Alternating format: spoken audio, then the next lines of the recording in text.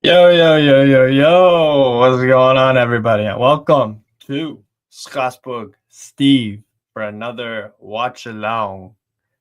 Today, between my beloved RC Strasbourg Alsace versus Montpellier HSC in some Ligue action on a Sunday. So big up everybody inside. Hope y'all are doing good. Make sure to smash up the likes, subscribe if you haven't already. Would be much appreciated. But yeah, um, let's see. Let's see here. 2 seconds.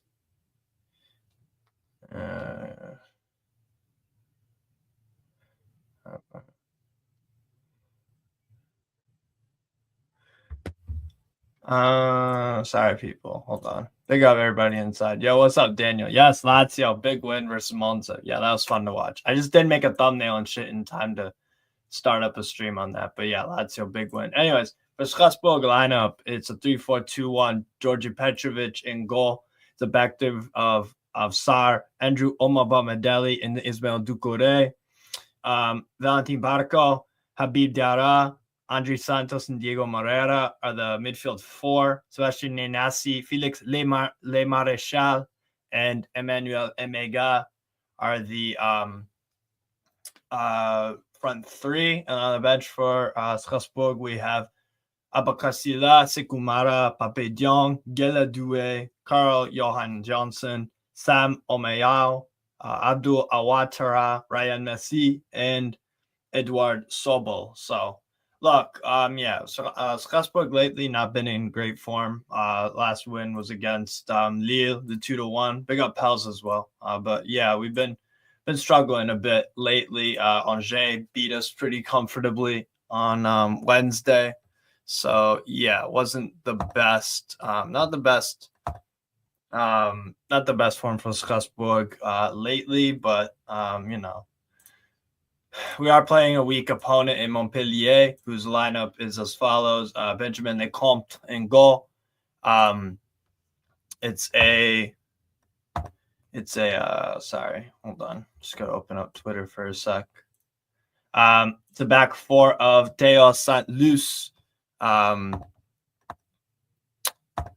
on.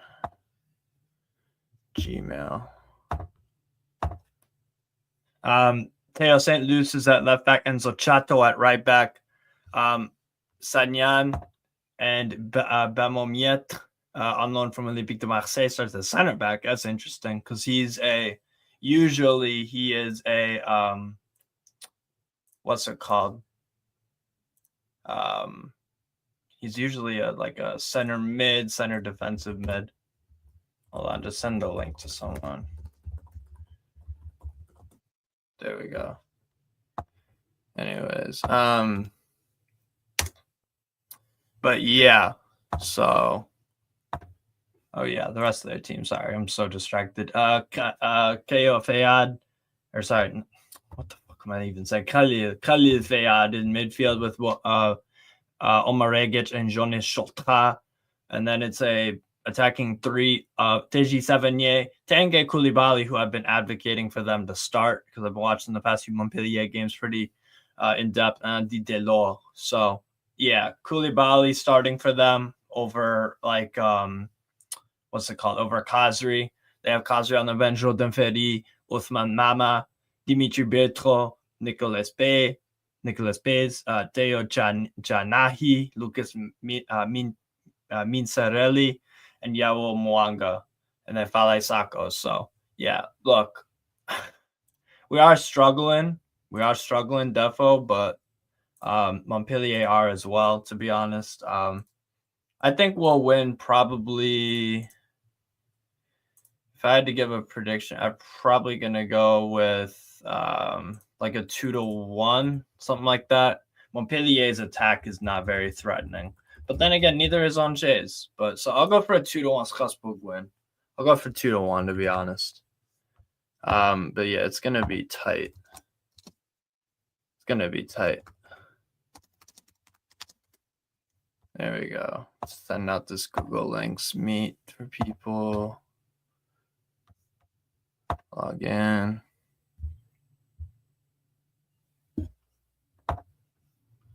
But yeah, it should be like a 2-1 win in my opinion. 3-1 Strasbourg, 2-0. Santos is in play. Oh yeah, Santos is playing. My bad. Diarra Santos. You're right. Ignore me, bro. Fucking tripping. But yeah.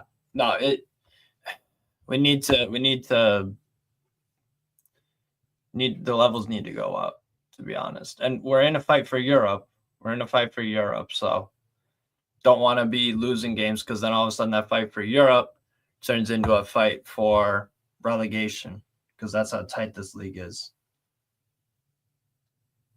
So need to just take care of business. But yeah, Montpellier are not that good. They do I do like from their team though. I do like some of their midfielders like Fayad and Chotrat. Koulibaly is definitely like the X factor in the game. No doubt. He's definitely the X factor in the game.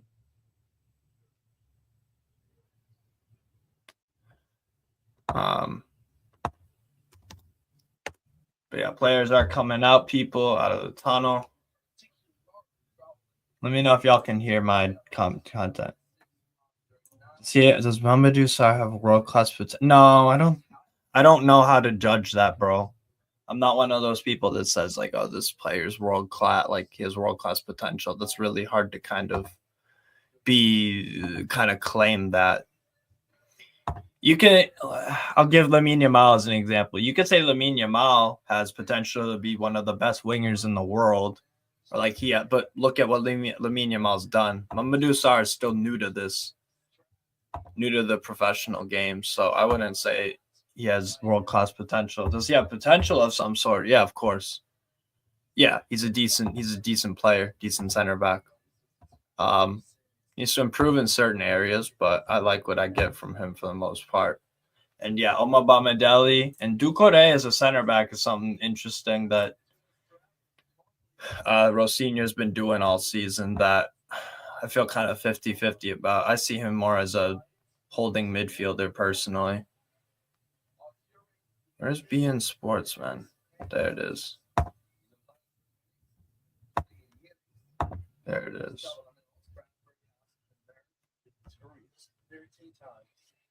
While Montpellier has secured 4 wins with 3 matches and 2 draws. So the goal difference in these fixtures is sorry, people, just setting up a Google Meets.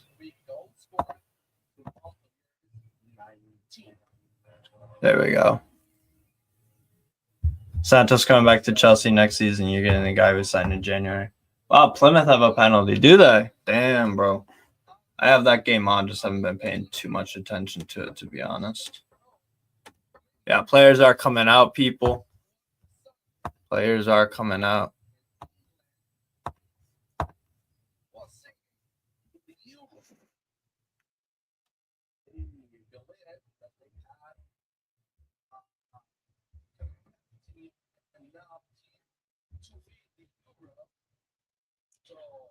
Come on, Strasbourg. Come on, man.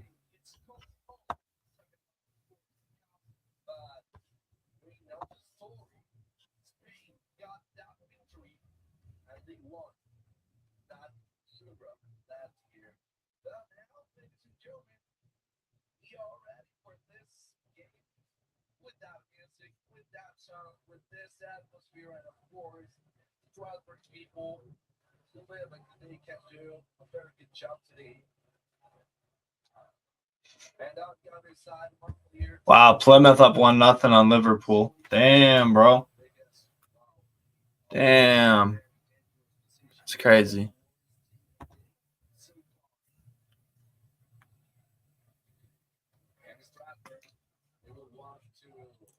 But yeah, we should be winning this. Strasbourg have just lost 3 of their 19 Ligue home games against Montpellier, averaging 2.1 points per game against them. Their second best ratio against the team they face at least 15 times, 2.4 versus FC Rouen. So that's pretty good. Strasbourg have lost just 1 of the last 7 Ligue games with 4 draws and 2 wins, or 4 wins and 2 draws. was the most recent game against Rennes, where we lost to them 1-0. Ludovic Blas scored at the death, like the 89th minute. Fucking disappointing, but we move, man. Montpellier have conceded at least one goal in each of the last 26 Ligue games, and they've conceded 54 this season. Their longest clean sheet drought in the top flight. Their last club without a clean sheet in the top 10 European leagues in 2024-25. That's horrific. So, yeah, if we don't score today, then we've got big problems. We have big problems if we can't score today against Montpellier. Big up Shirley, Tottenham Tea Lady. I've been following your takes on world football. I'm loving it. Your passion for the game and the tune shines through every time. Keep it up. Hey, big up Shirley. Appreciate that a lot. Yeah. No, bro, football's life, man. Football is my entire life. So, appreciate that a lot. That's crazy. Yeah, Montpellier don't have a clean sheet this season. They don't have a clean sheet. This is wild, man.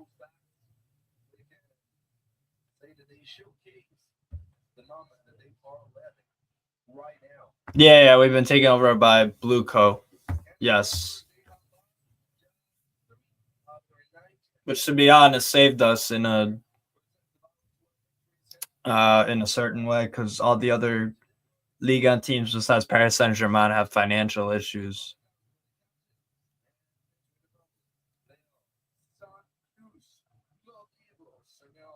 But yeah, we're doing all right. It kind of sucks being a feeder club, but it is what it is, kind of thing. So they're saying Montpellier is going to start with a 5-2-3. Blue Coat care more about you than us. Yeah.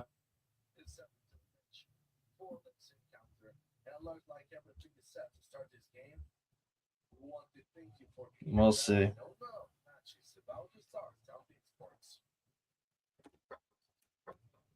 Yeah, big up Keyshawn. What's up, man? We have kicked off, people. We have kicked off at the Stade de la Méno. Strasbourg, Montpellier. Let's get the win today, guys. Come on. They don't have a single fucking clean sheet this season. That would be the most fucking ironic thing.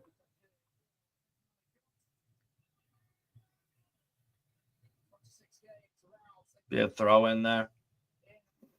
Yeah, smash up the likes, people. Smash up the likes, people. Should be on like 10 likes. We got 9 in here right now.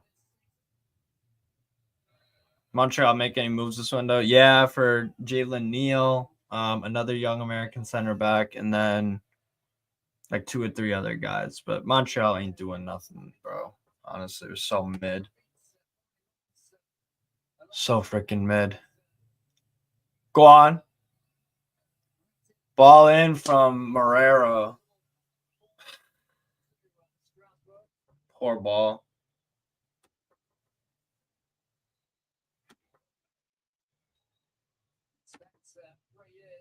Gonna watch Alger. Yeah, I have family ties. Yes. Dad's side of the family is French. Like Alsace-Lorraine region of France. That's my great grandmother was born in a little town called Sittheim. Koulibaly, that's blocked. Here's Petrovic. Doucouré. Habib Diarra.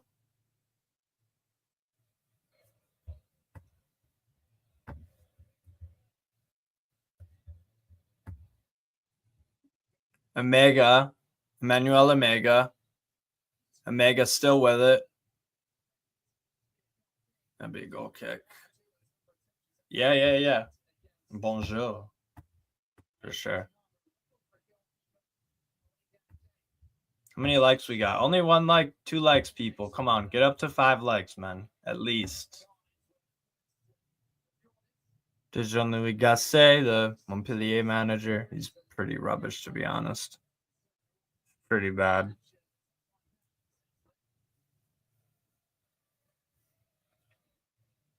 Here's the ball in. Delors with the header. Go for a throw in for us.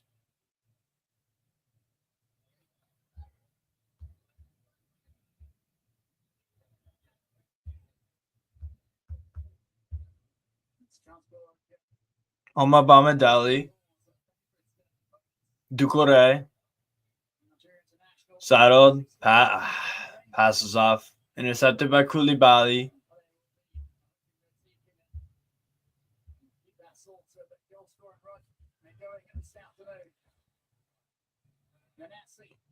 Alsace-Lorraine. From Strasbourg, basically, the region of France. Well, it used to be called Alsace, but now it's called the Grande A region. Grande EST. Grande. Great-grandmother.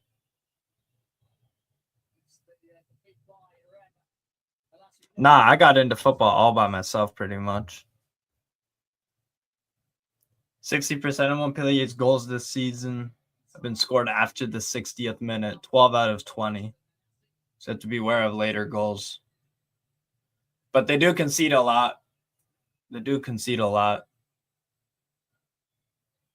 Here's Oma Bamadeli.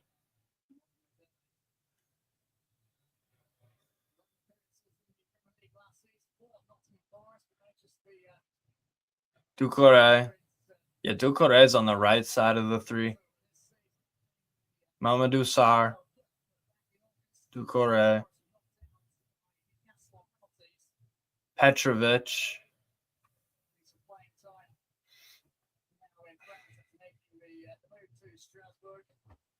So Barco's on the left-hand side. Yeah, that makes more sense.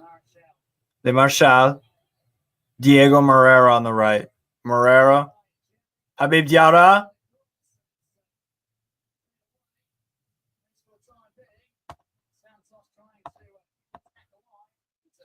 Cleared out.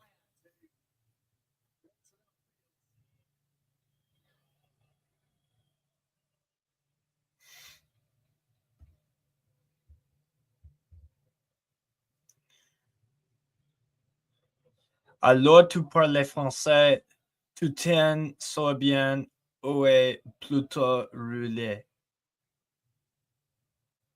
I can pronounce French well, but speaking it is different. I took French in, what's it called? High school. Santos. Diarra, that's foul? No? Yes. Well done. That's a foul.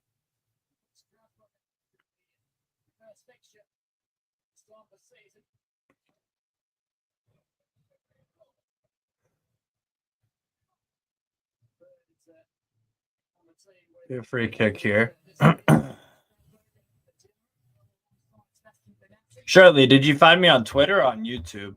Because you said you've been keeping up with my takes about football. Let me know.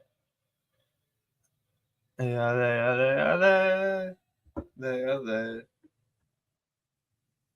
I see Barco standing over this.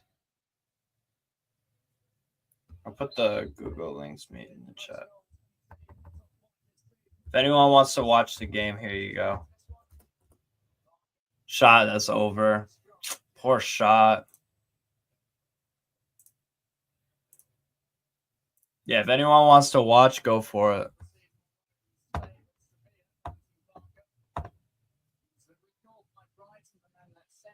Oh, Carefree Lewis G. Nice, on YouTube. Cool. Yeah, shout out Lewis. That's my guy. Love Lewis. Lecomte. Goal kick.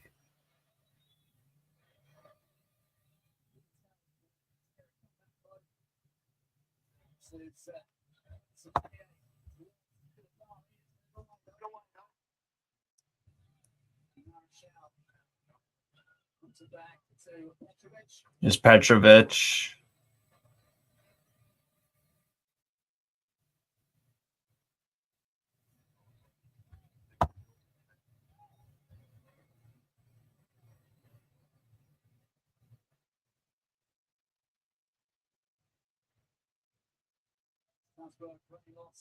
Diarra.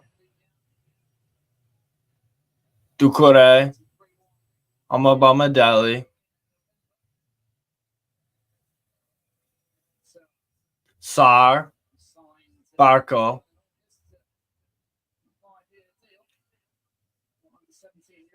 Oh, yeah, Sava. Yeah. Petrovic has been one of the better goalkeepers in the league. There you go. Diarra shot. Oh, saved by the Comte. Oh, it's saved.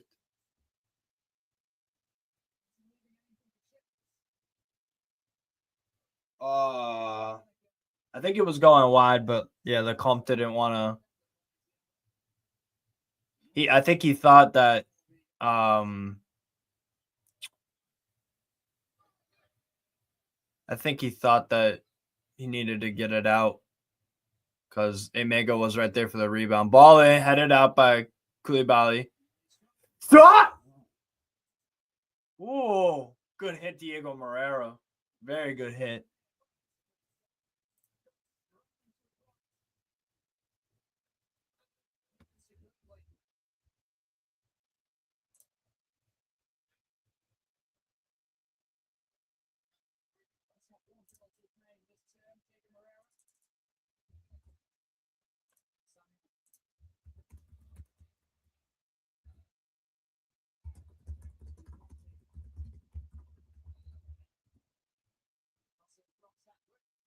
That loose ball in. Ooh, that was close.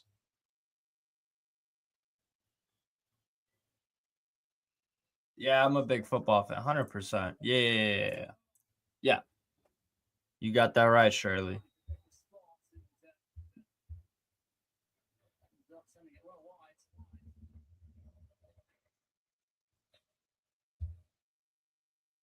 The club they own has been cooking since they got James. That's facts. Oh, that's poor from Ducouré.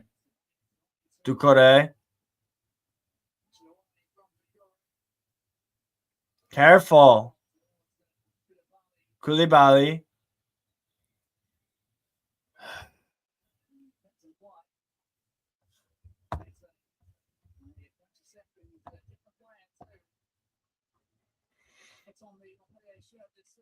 Careful. Miet. That's blocked. Actually, that was that was Enzo Chato.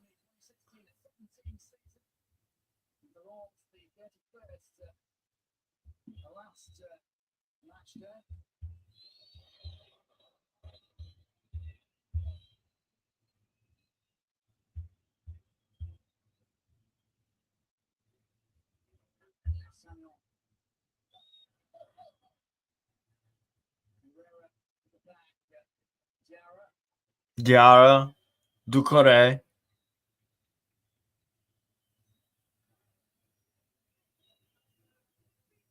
Diarra. Sar, I believe, is a Chelsea player on loan. To double check that though. Diarra. Santos. Nanasi. Pass. Nice. Omega. Shot. Oh, it's blocked.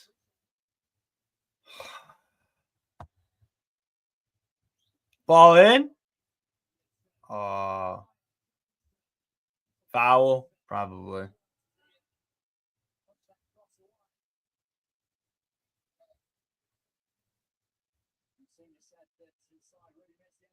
Not a bad start to the game. Osimhen for Gala. Ooh, good save. Good save.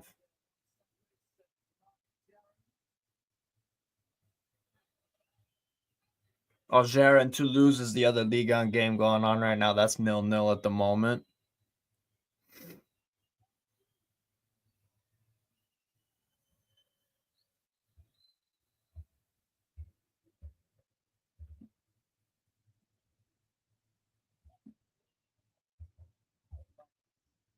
Fayad, careful.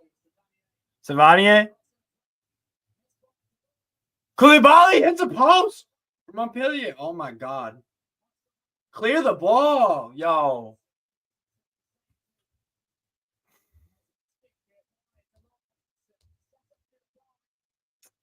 Looking shaky. Jeez. Should have gone 1-0 down, to be honest. I don't know how Montpellier didn't score there. Don't know how the hell Montpellier did not score there. 64-36 possessions so far.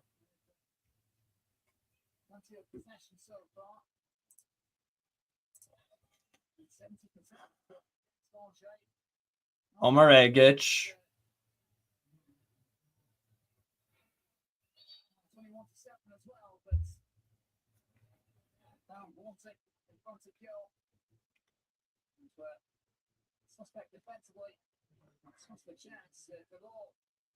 Oh, it's a great save from Petrovic. I don't know why Koulibaly didn't just go with the left foot. Or just get that left corner as a wide open. Yeah. Good work, though. Petrovic.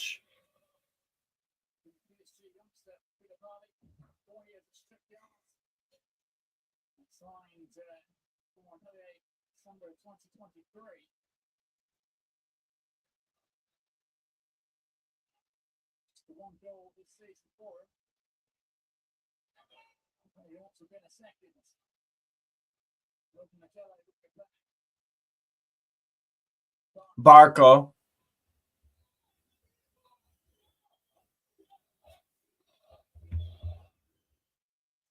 You can't be so casual with it.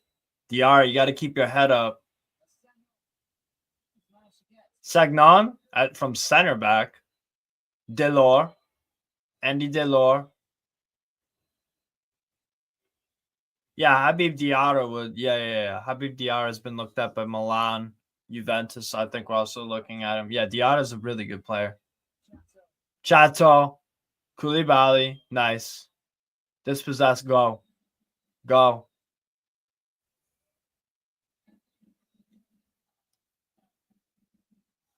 Ismail Doucouré.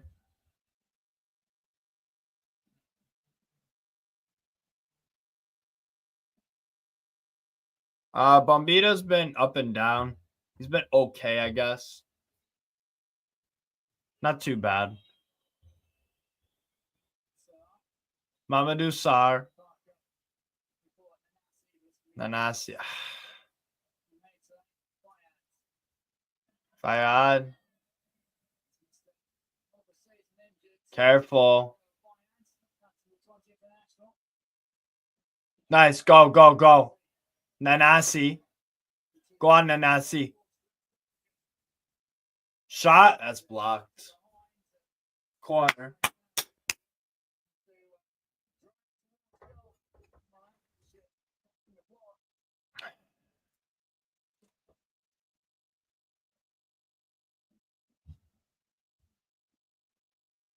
Nice ball, Nanasi de Le Marchal.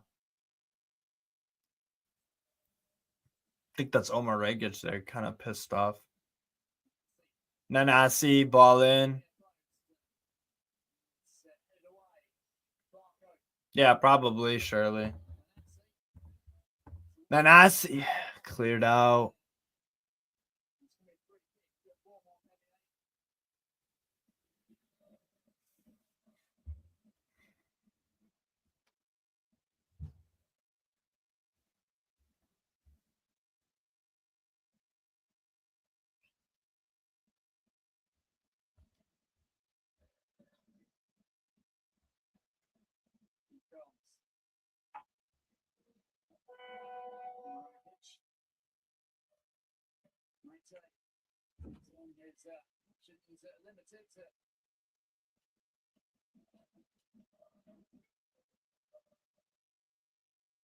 What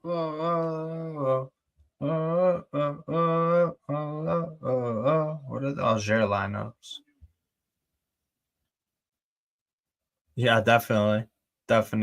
Shirley.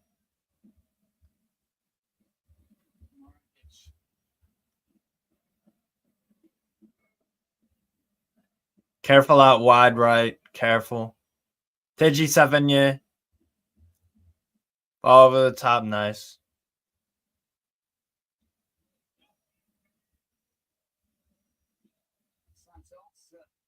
Andre Santos. Go Santos. Diarra. Diego Moreira.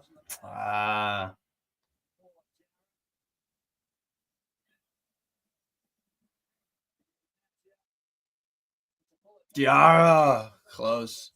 Santos. Andre Santos. Moreira.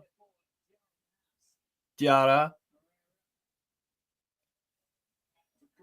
A good challenge on Ducore, to be fair, from Montpellier. Yeah, he's improving a bit. Diarra shot. Damn it, bro. Come on.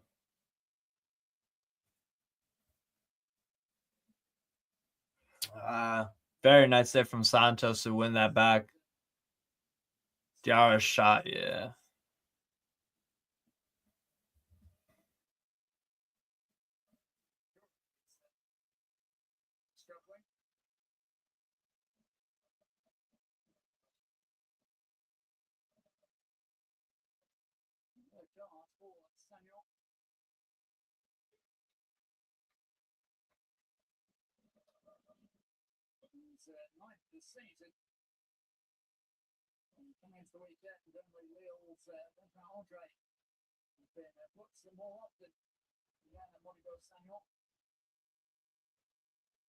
Long ball from Montpellier. Delors.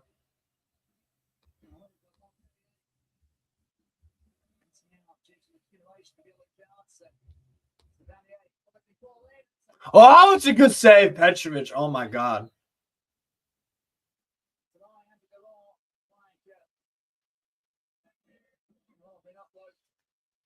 Good save, Petrovic. Diving header from Delors.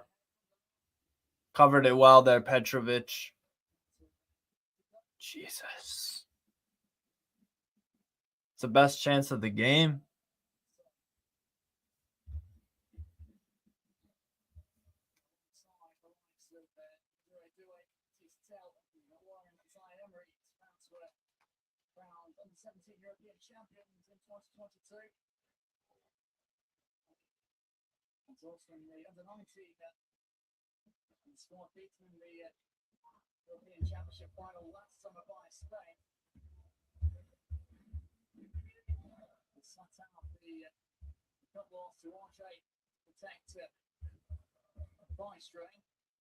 Amabamadeli. Ducore. Then Marshall. Nice. The pass is too overhit, bro.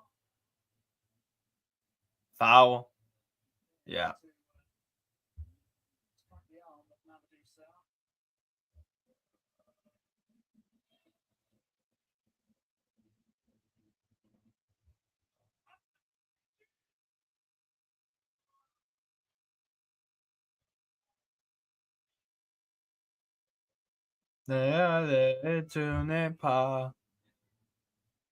Go on.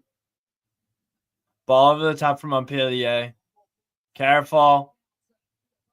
Koulibaly almost got there.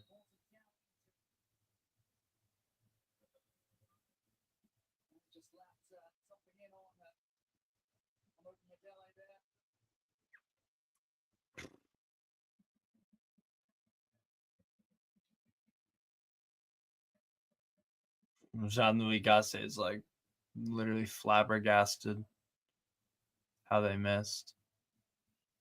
They should have done better there.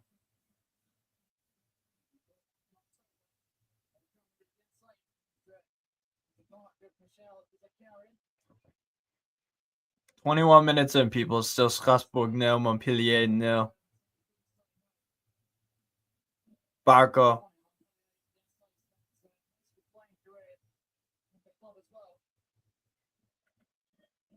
Amabamadeli. Ducore. Blocked. Montpellier can counter. Koulibaly. Oh, that was close. Jeez.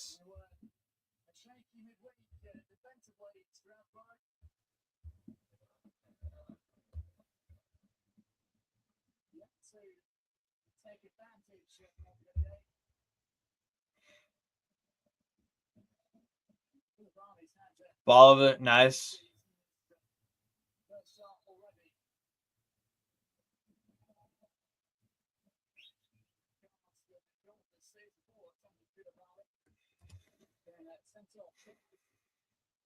Villa and Spurs lineups are out. Or are they?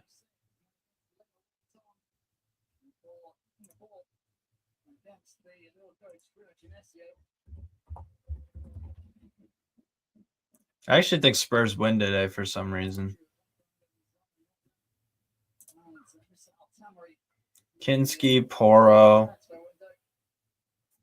Danso, Gray, Spence, Bergbo, Bentancur. Nice ball. Come on. Nanasi? Someone get there.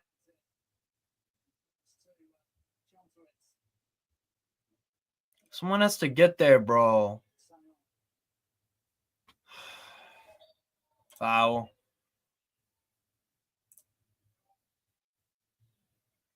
Kulisevsky, Mikey, Moore, Tell, and Son. Why is Son playing again? He's been dreadful. I don't get it.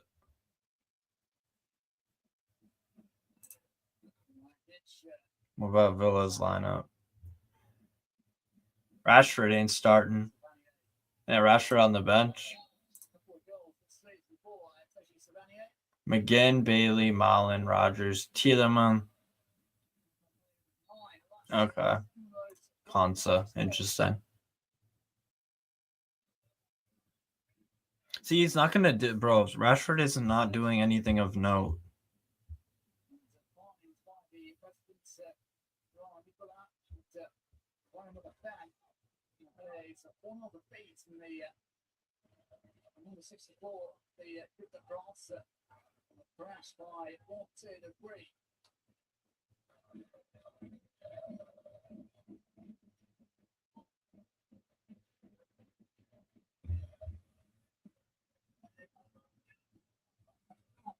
Go. Le Marchal. Nice. Oh my God, the pass. Who are you passing to?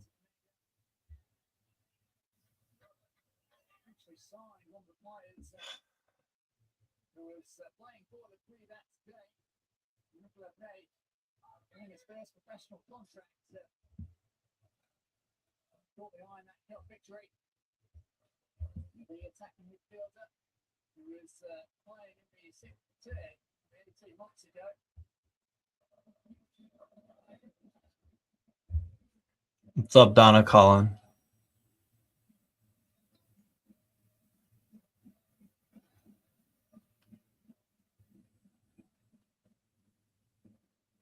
Obama Deli. Get it to Barca. Barca, I need you to go forward, bro.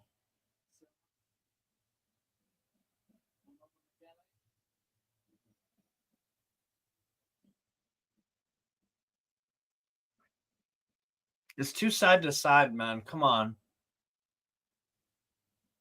Nanasi. Bro, what are you doing? Get there. Donna Cullen, please stop. I'm not. Just chill out.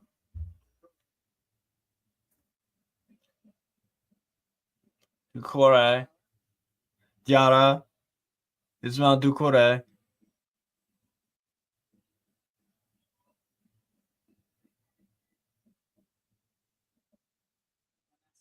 Nanasi. Bro, come on, man. Fucking hell. De Marchal. The foul. That's a foul.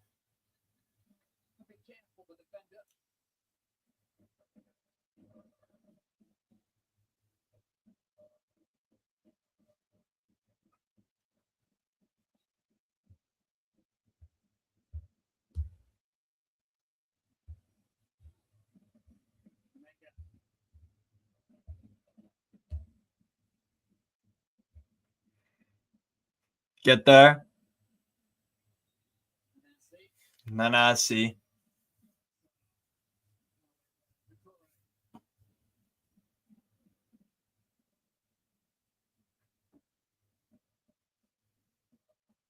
Just passing it around with our back three and wing backs. Like, come on, man.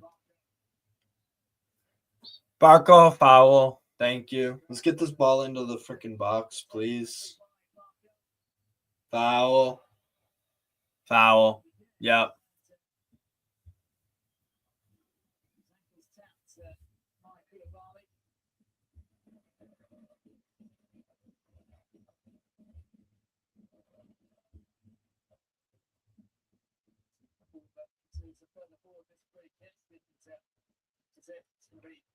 Nadana's a weirdo.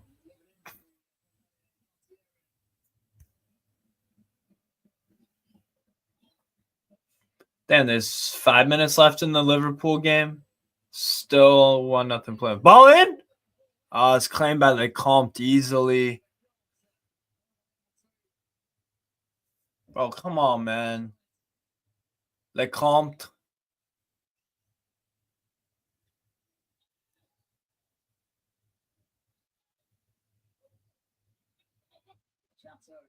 Enzo Chato, Koulibaly. Zesegnan with the long ball. Damn. Great first touch. Sent loose. At fullback is forward. Its shot is tame, though. No, Donnacula, and how about you fuck off?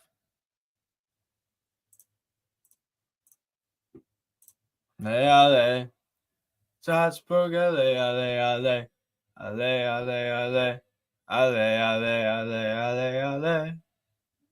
Nanasi? Oh my god, what the fuck, bro?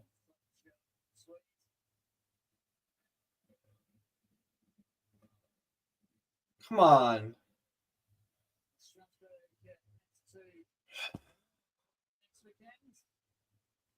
All right, I'll be right back. Hold on.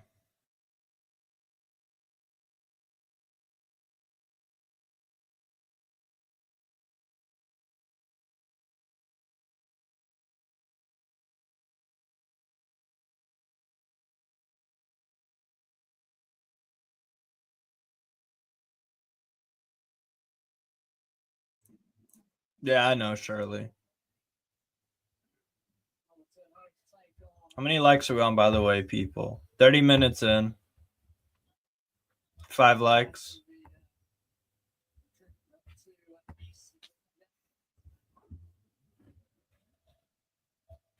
Come on. Go. Yes. Omega.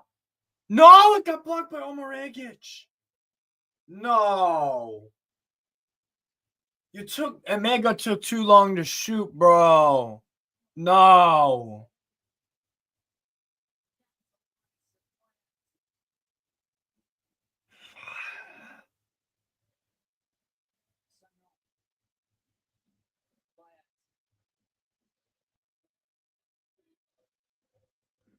Go on. Enzo Chato.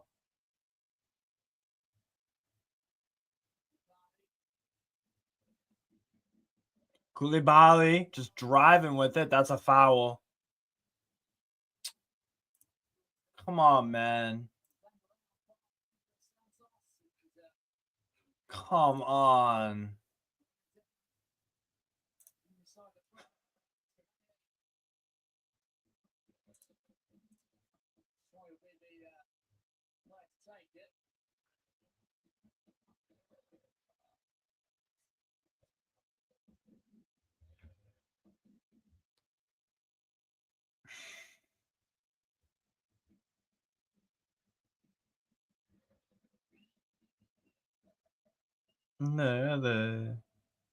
That's Strasbourg. Ale.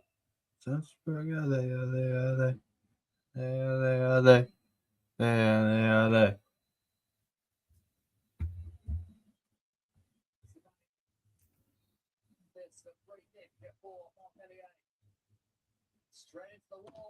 Straight into the freaking wall, man, from Montpellier. Did not expect that from Savigny, to be honest. Did not expect that.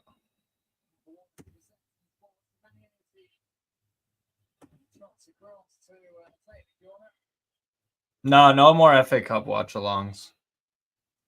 Not anytime soon, no.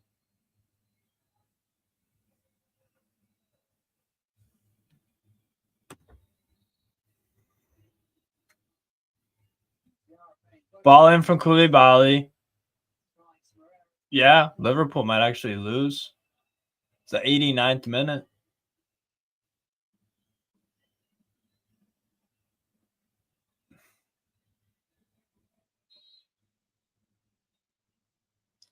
Ball in. Punched out by Petra. That would be a foul. Nice. Nice.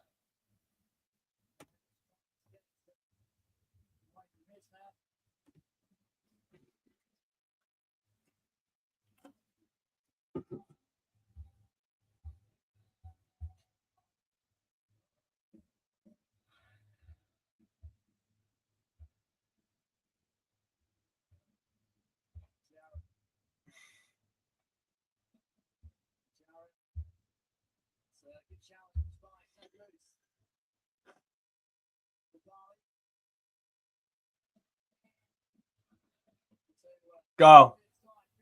Stop him. Koulibaly shot. Just a low roller. Yo, Morata's interacting with the Galatasaray Ultras. He's got a big-ass flag.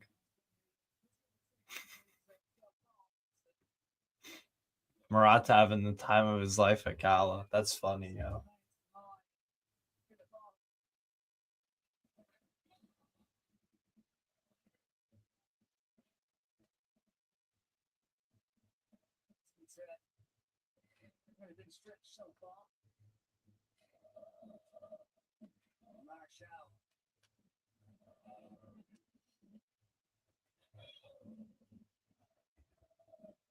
Bro, it's one of the weirdest situations I've seen. Galatasaray playing Adana Demirspor. Adana Demirspor just left the field, and now Morata's just waving around a flag with the fans. That's funny.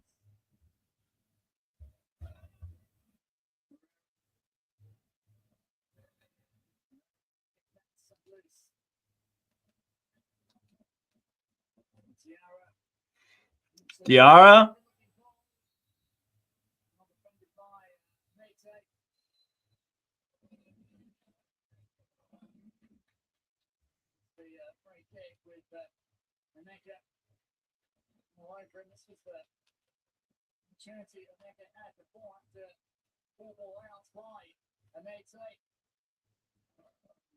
Damn, 9 minutes added on.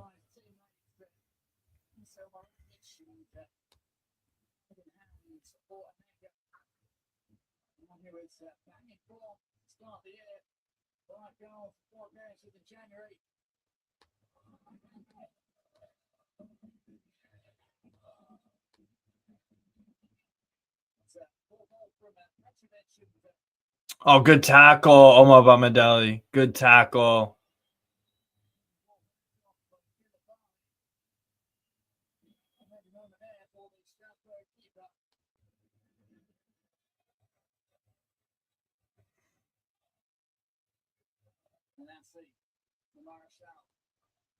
Marshall, go on. Morero!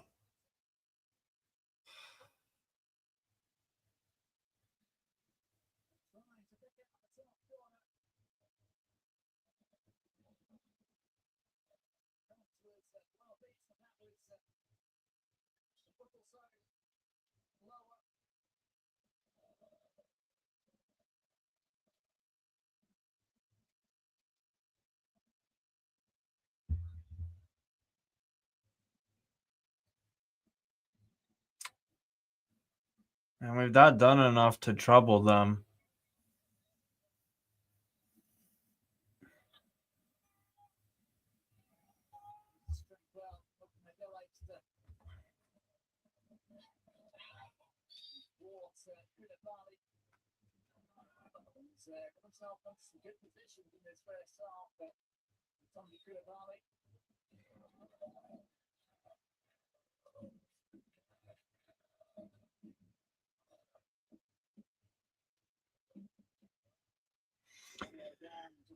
Looks like 7 years down.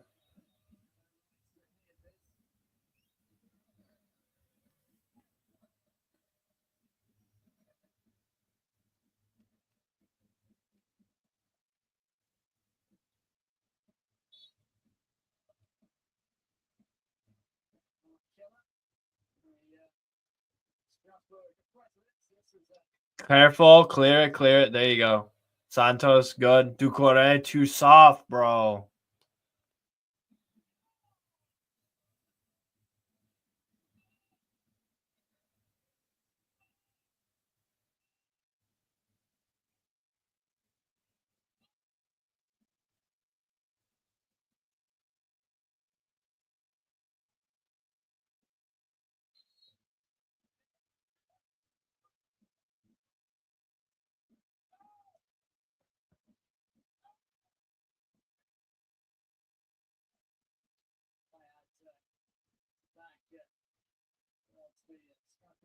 Go. Go. Good ball. Good ball to the left. Good ball. Get there.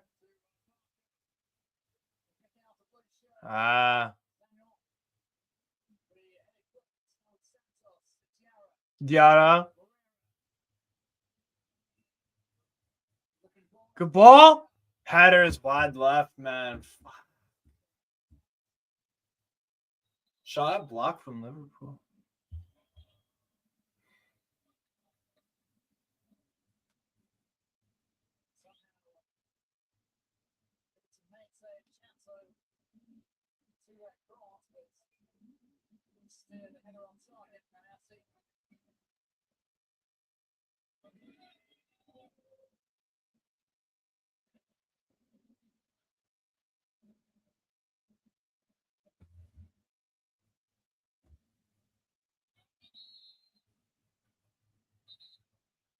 That's a foul.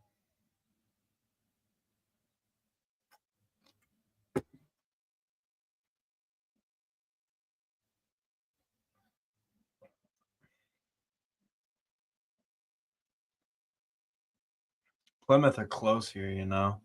Hold up.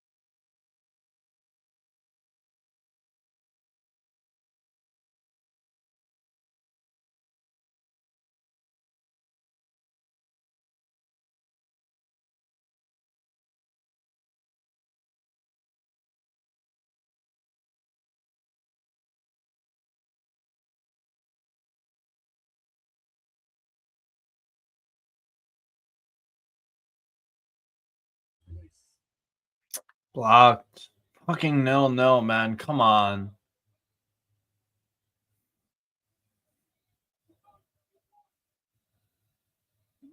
Santos, poor. Got dispossessed. Nanasi. Barco, come on, man.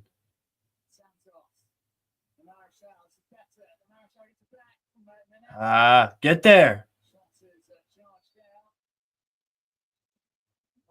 Wow. Poor, bro.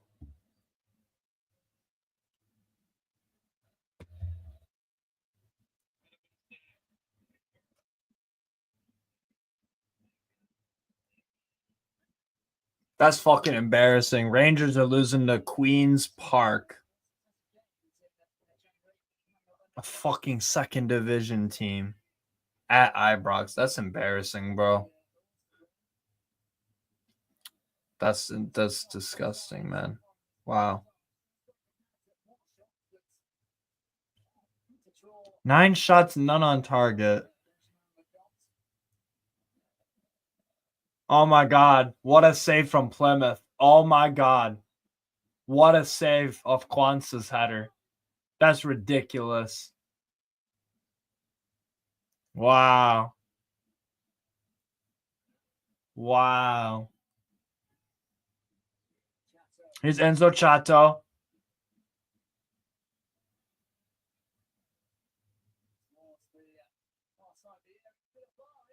Ooh.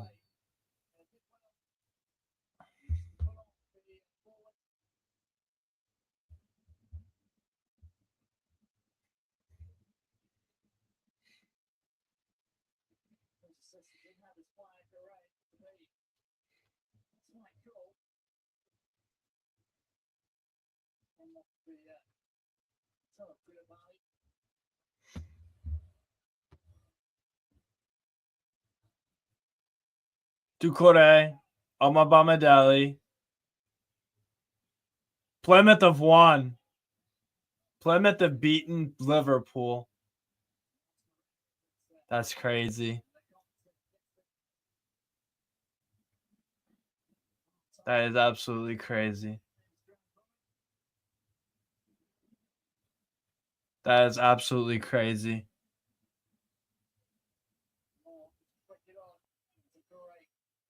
Plymouth have just done a madness.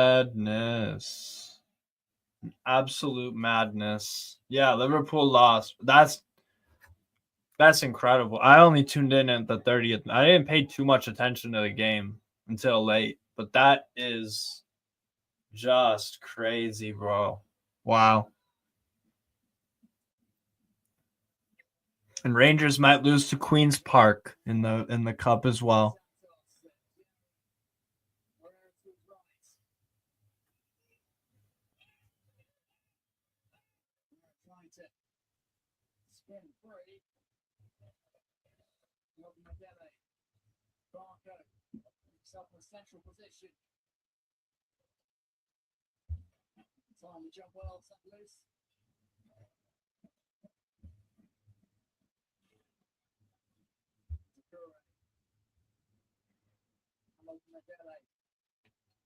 I'm about Mandela.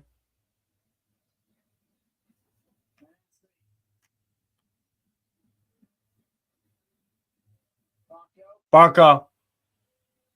What the come on. Yo, big up Logic.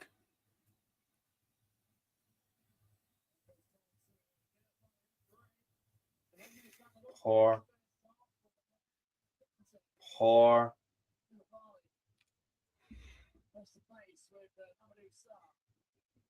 Yeah, hopefully we will win the final. Hopefully. Big up Godfrey. Ball in.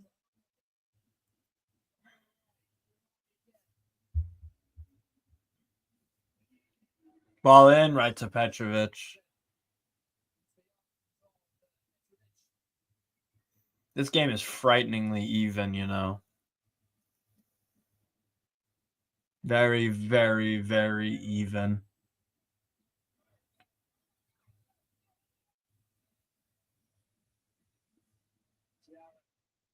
Facts. Everyone like and subscribe. Morera. That's a poor ball. Barco. Nanasi. Nanasi ball headed out. Santos. Yes! Go! Yes! Offside? Offside? Yes! Yes! Yes! 1-0. Fucking get in. That's a howler from the club. That's a howler, bro. Let's go.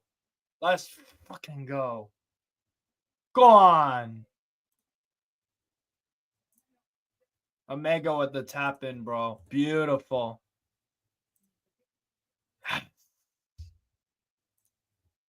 Big up Manuel. Deja. Good touch around him. Nice. Get the fuck in, man. Yes. Yes.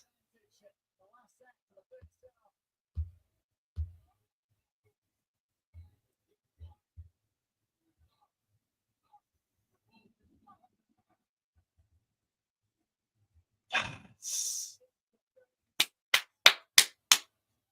Go on. 1-0. Montpellier is still without a clean sheet.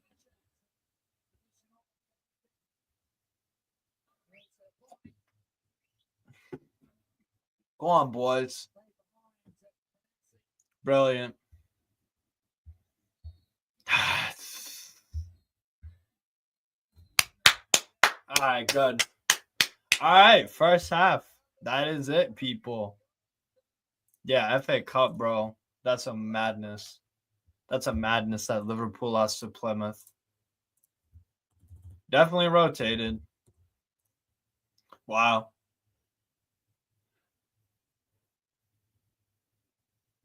That's unbelievable. So that's Chelsea out of the FA Cup. That's Liverpool out. One of Spurs or Villa will be out. So it's Man City, Man United. Newcastle could get to another cup final, maybe. Still got a long way to go, though. I ain't getting carried away with that. I'm not getting carried away with that. That's brilliant, though. Nice. But yeah, Strasbourg, we definitely needed that, Daniel. 100%. Nah, so 1-0 Strasbourg at halftime. I have to pause this. Gonna pull this up. But yeah, 1-0 Strasbourg at halftime, people. Dagger from Emmanuel Emega off a ball in that Lecomte didn't quite deal with. Very well done. Very, very well done from Nanasi to get the touch around. But yeah, stats at halftime: 12 shots for Strasbourg, 2 on target, 278 passes, 93% pass accuracy, 8 fouls, no yellows, no reds, 2 offsides, 2 corners. But for Montpellier, we've had 8 shots, 2 on target, 39% possession, 179 passes, 81% pass accuracy, 8 fouls, 1 yellow, no reds, 2 offsides, and 2 corners. So yeah, currently with the win and with Toulouse drawing currently, it looks like with what's his face? Alger. They're drawing with Alger. Big up Catchford as well. Big up Catchford. Yeah, so that would put us only. It's crazy. Only 3 points, 1 point adrift of Stade Brestois, 3 adrift of Lens, 3 adrift of Olympique Lyonnais, and 5 of Lille, LOSC. So who lost yesterday? Unbelievably to Le Havre. So, and then meanwhile for Montpellier, it's still the bottom club of Ligue 1, with Le Havre winning yesterday at Lille and Saint-Etienne. Also losing to Stade Rennais, who now have a 5-point gap, Rennes, between them and the relegation zone. So yeah, they're gonna charge up the table a bit. But yeah, overall, performance-wise, it's been okay from Strasbourg, but I don't know, nothing crazy. Had control of the game, definitely, but what we struggled with was dealing with their counterattacks for sure. Definitely struggled dealing with their counters.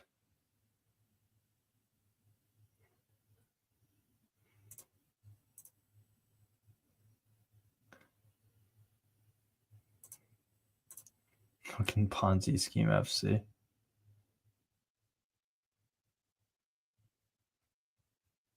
But yeah, push Europe continues for Strasbourg. Yes, hopefully, man. Hopefully. Yo, I'll be right back, people. Actually, 2 seconds. Be right back.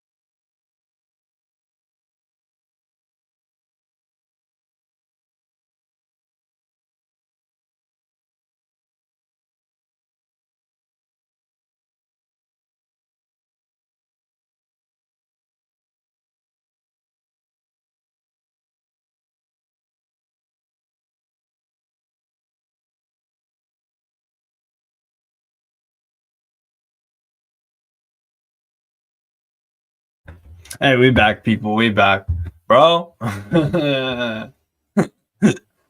I can't believe fucking Liverpool lost, man. That's insane. That's insane. And also Rangers losing to fucking Queen's Park.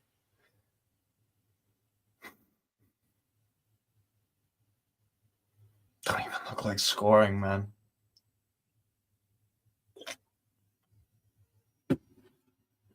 Crazy. But yeah, big up everybody inside. We are at halftime of Montpellier versus Strasbourg. This game should get a lot better because Montpellier will have to attack. And they do have Koulibaly, who had a decent half, I think. Should have probably scored, to be honest. Bro, they're feasting on Twitter about Liverpool, man.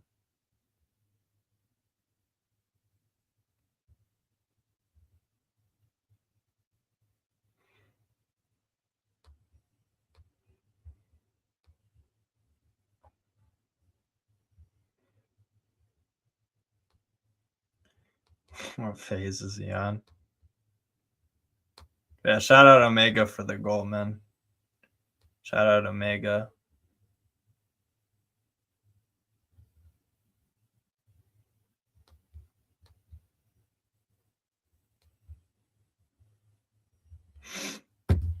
But yeah, we need to be wary of what's it called? Koulibaly. Unbelievable, isn't it? Need to be aware of Koulibaly. Yeah, Hazard and goal was sick for them. Defo. But yeah, overall, I think Oma Bamadelli for us has been very good.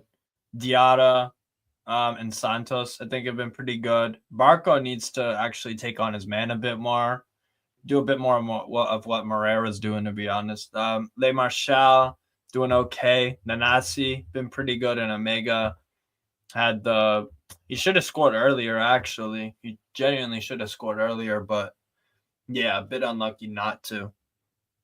But, you know, it's cool. It's cool, man, but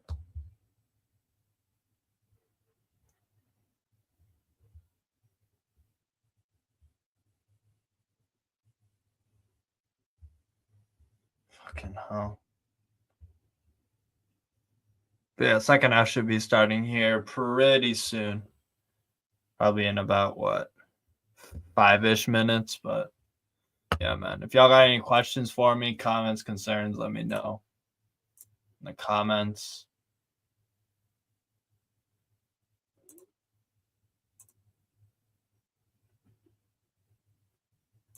But yeah, we chilling, man. We chilling.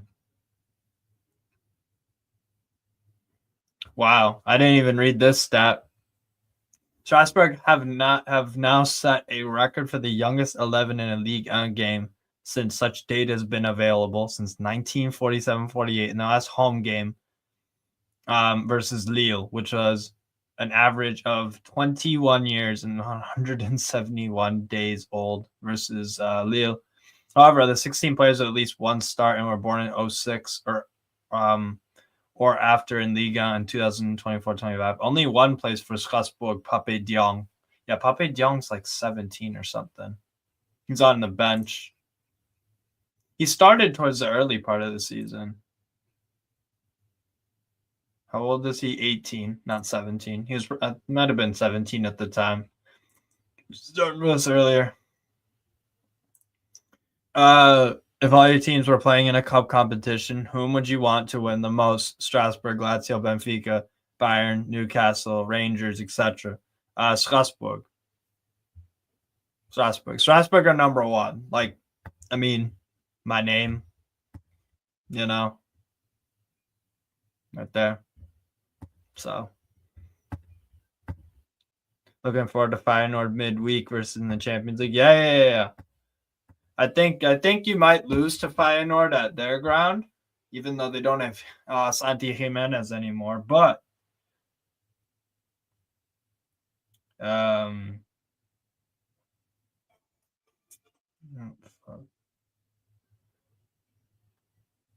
gonna redirect to Northside after this, actually.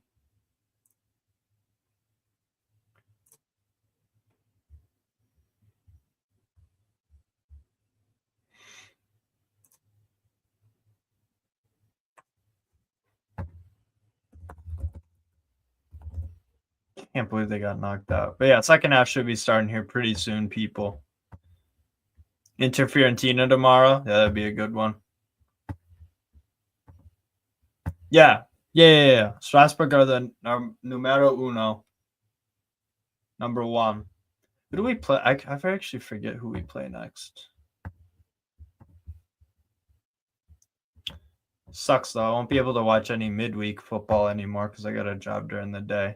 All right, so Lens, Brest. Okay, so I'll be able to do Strasbourg watch alongs for the next few games. That's good. Coming up on the end of the season very quickly. Lens away will be very tough. Lens away is tough. Fuck. There we go. But yeah, what's going on in the other game? Angers Toulouse. One shot, one. Jesus, that looks dreadful. Josh King, Macri. Oh, interesting. Might do a Angers watch along. Might. I actually think you do win today for some reason. I don't know why. Just think you might pull off an upset. I think you might pull off an upset. Still 88th minute. Rangers are losing to Queen's Park.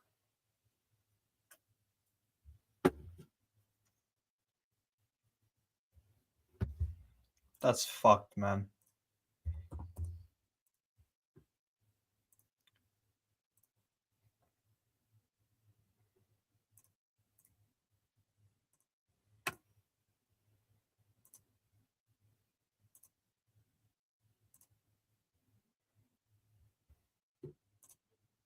That's fucked.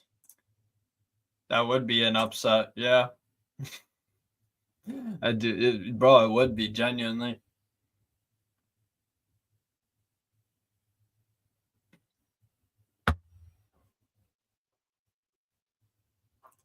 But yeah, people, let me show y'all this and some other football news about upsets in the cup, right? Rangers are second in the Scottish Premier League, losing to fucking Queen's Park of the Scottish Championship at Ibrox 1-0. How fucking pathetic is that? I can't even celebrate the Liverpool hate watch. Big up Barrio Malatelli. Big up, man. But yeah, look at this shit. Losing to a Scottish Championship team at home. That's on par with losing to Plymouth. That is on par. Yeah, man, losing to where are Queen's Park? Let's do some investigating. But before we do that, make sure to hit the like button and subscribe, people. Queen's Park are based in Glasgow. I know that. I don't know what like borough or whatever. It's the oldest association football club in Scotland, founded in 1867. That's a fire crest, to be fair. But yeah, they're based in Hampton Park, Glasgow. That's embarrassing. Yeah, Rangers are pathetic, man. Absolutely pathetic. But yeah, second half is about to start here, people. It is a Glasgow derby. It is. Rangers have a tendency of losing those in recent years. So, yeah, man. Fucking peak. Fucking peak, bro. Absolutely fucking peak.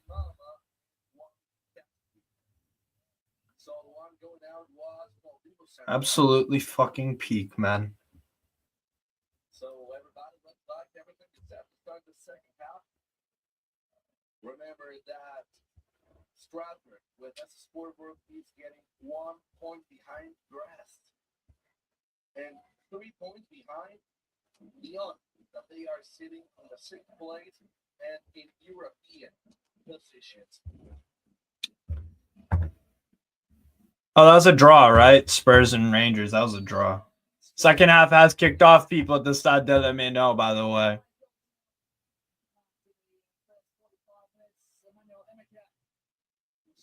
Start out with Strasbourg. Yeah, we need the second goal because I think Montpellier might score. I think they might score one. They looked lively on the counter. Wait, what did I predict again? That's why I write this shit down usually. No, I said 2-1.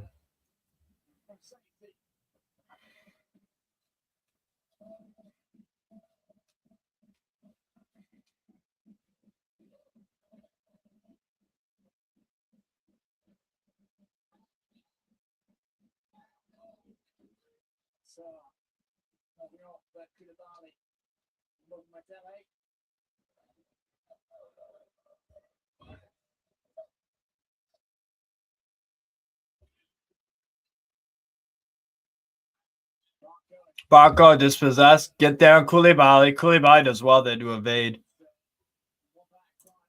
Well done, Santos. Well done.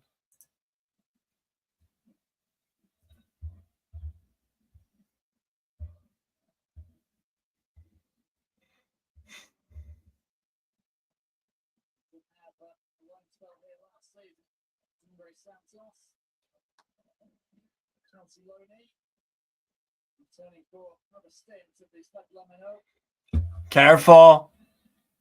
Go. Omega shot is blocked. Go off for a corner.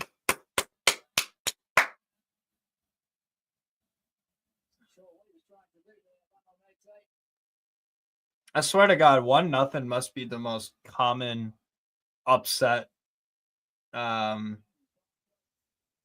upset score in football. It must be. Strasbourg. Nous sommes les Go on.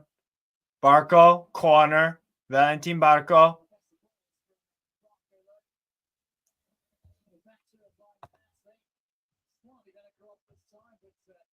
No. Careful of the counter from Montpellier. Careful. Ducouré, good recovery pace. Good recovery. Good recovery.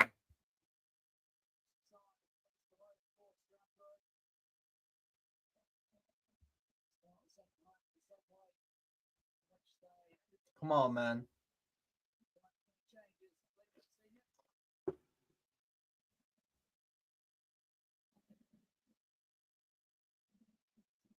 Hold on, 2 seconds, people.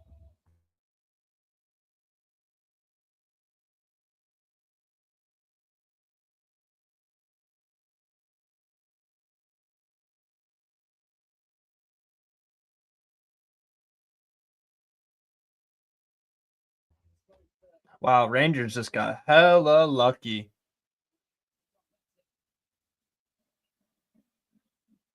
We just got a penalty because Cyril Dessers. Wow. Oh, wait, they have VAR in the Scottish FA Cup, but they don't have it in the FA Cup until a certain round. That's even more embarrassing. That's crazy. Penalty given? That's crazy. Oh, yeah, he clattered him from behind. Damn, Rangers, bro. We are so fucking lucky if we score. So fucking lucky. Koulibaly. Enzo Chato making a good run on the right. Chato ball in. Petrovic. Oh. Jeez.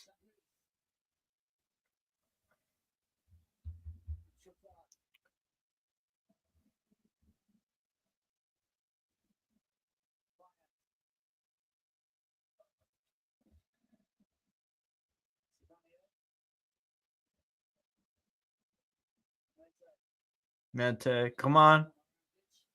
Omaragic. Wanga. Oh, nice. Nice from Amadou Sarr. Good spin and turn over Alma Medeli. Santos.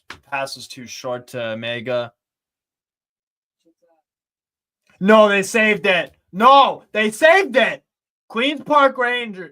Fucking not Queens Park Rangers. Queens Park. The fucking penalty was saved. Bro. You're fucking kidding me. The boys are doing all right. All right. We're susceptible on the counter from Montpellier, but We're controlling the game relatively well. Yeah, Rangers are gonna lose to Queen's Park in the Scottish FA Cup, man. I'm witnessing this fuckery before my very eyes.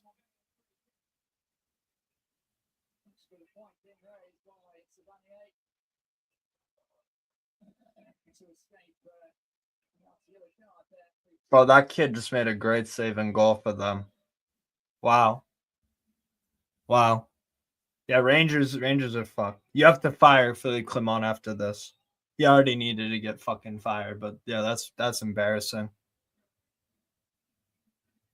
That is beyond embarrassing. He tipped it. We just lost to Queen's Park, bro. We just lost to fucking Queen's Park. Bro, this is real life. This is real life, guys. This is real fucking life. Rangers disgust me, man. That's disgusting. Wow. Shout out Queen's Park for doing their thing. That's full time, man. Yeah. How fucked is that?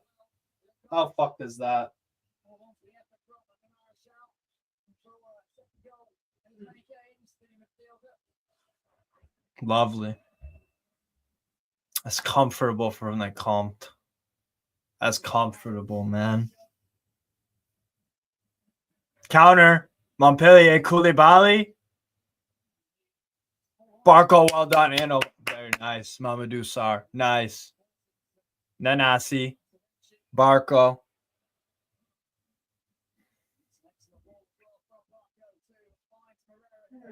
Moreira. Poor.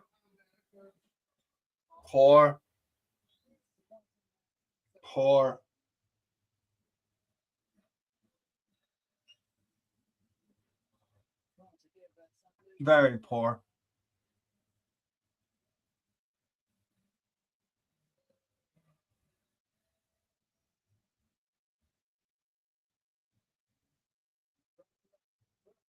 Oh, brought down? Oh.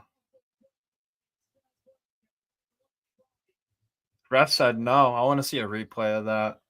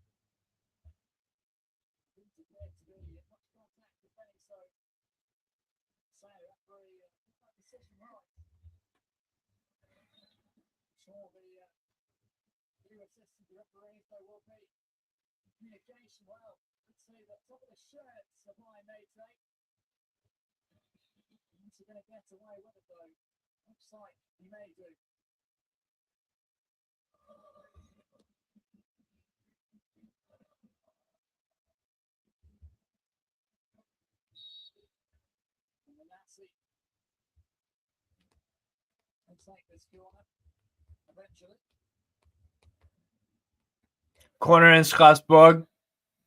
Hatter. Get there.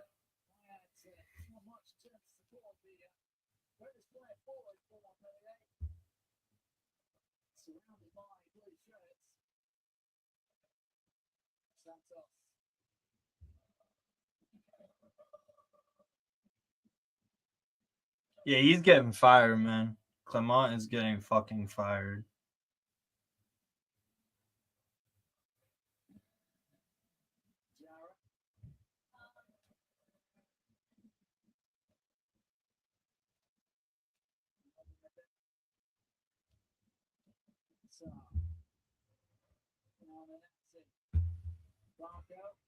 Barco.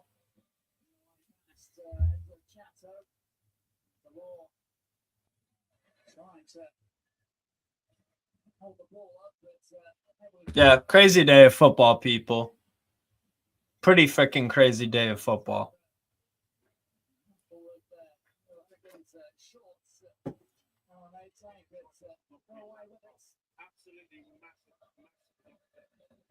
Yeah, shout out Queens Park. I can't even.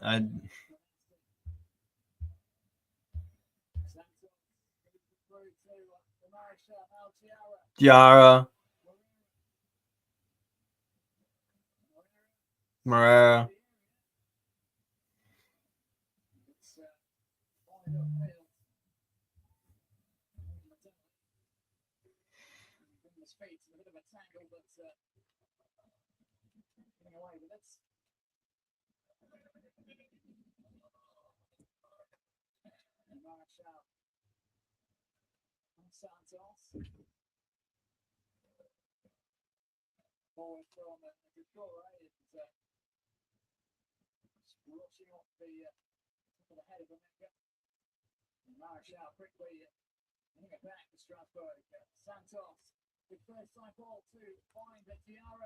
Diarra.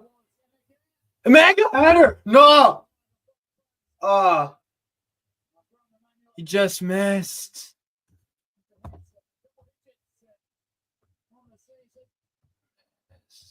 Oh. He just missed. He just missed.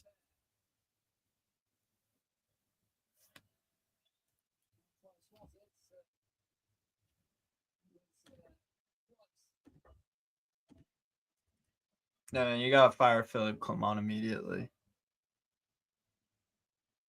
Wow. Get there. Foul.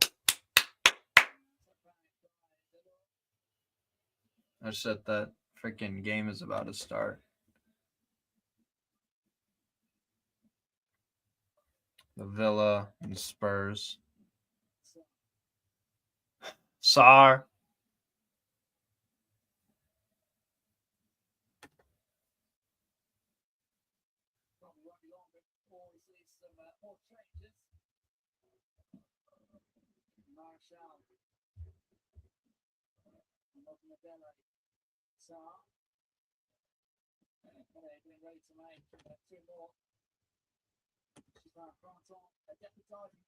Go on.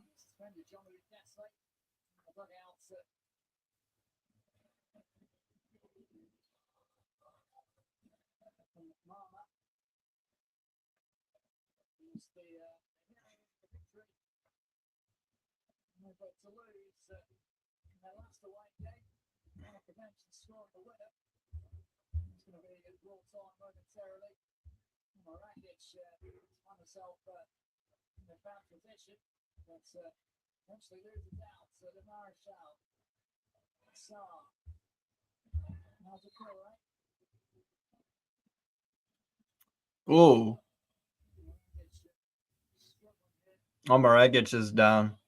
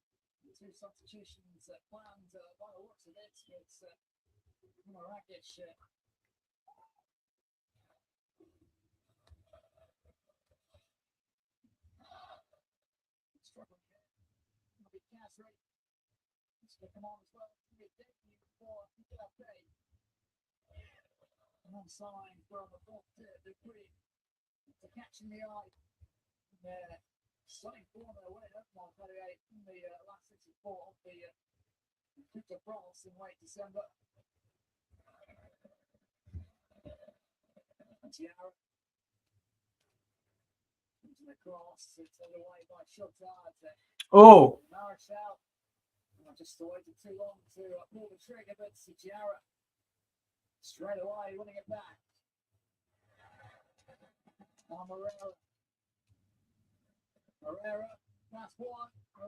Morera. Oh my God. Come on.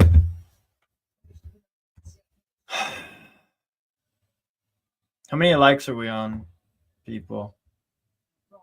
Get the second goal, please. 10 likes. There we go. Then that's Mwanga.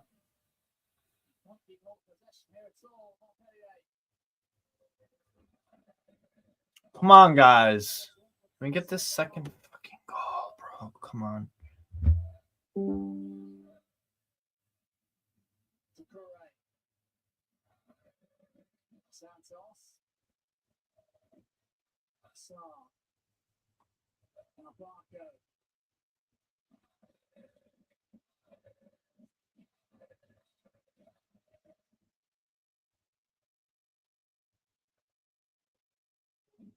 There you go. Morera, come on, man. Morera, fake cross. Ah.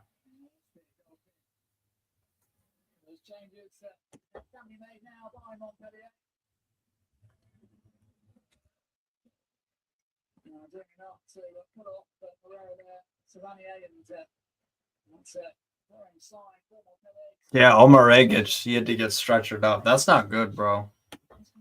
That is really not good.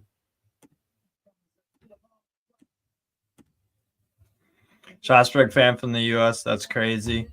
Big up Seismic Alley, I believe. Yeah, Seismic Alley. Strasbourg fan from the U.S. That's crazy. Good to see you, though. I hope you guys will finish the season well in Ligue. Big up, man. Yeah. I am indeed a Strasbourg fan. Wait, are Villa already winning? Ramsey with the goal. Yeah. Kinski, that's a howler. Kinski. Oh, Kinski. Oh, Kinski. Oh, my God, Kinski. Oh, shit. Wabi Kazri from Montpellier. The ball in. How do you not score? Yo, Kinski's finished.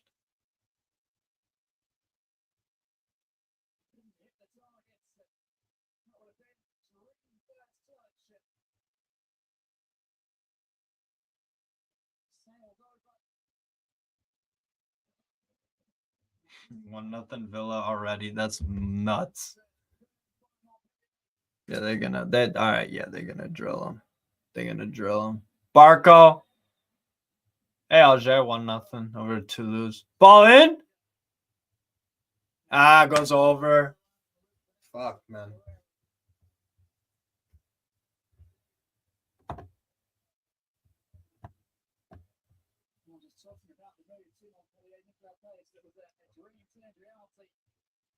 Man, it's a big goal kick from Montpellier.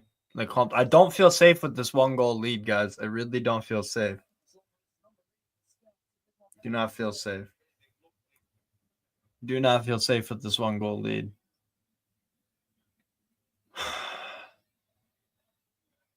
Get there. Nice.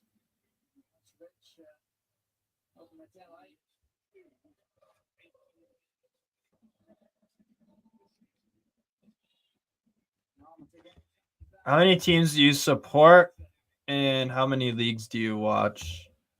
So teams, Strasbourg, Lazio, Newcastle, Bayern München, CF Montreal, Benfica, Rangers. Yeah. Strasbourg, Newcastle, Lazio, Bayern Munich, Benfica, Rangers, CF Montreal. And leagues I watch? Bro, I'll watch anything. My favorite league is Ligue 1 to watch. Morera, go. Ball in, Lecomte blocks with his feet. Oh, rebound! It's cleared off the line. Enzo Chato clears it off the line from Montpellier. Oh my God, bro! Wow.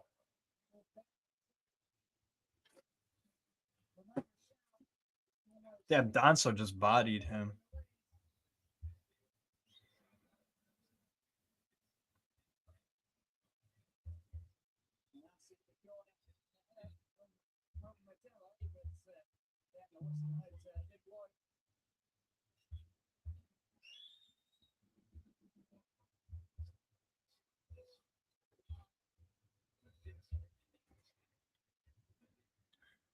Aston Villa.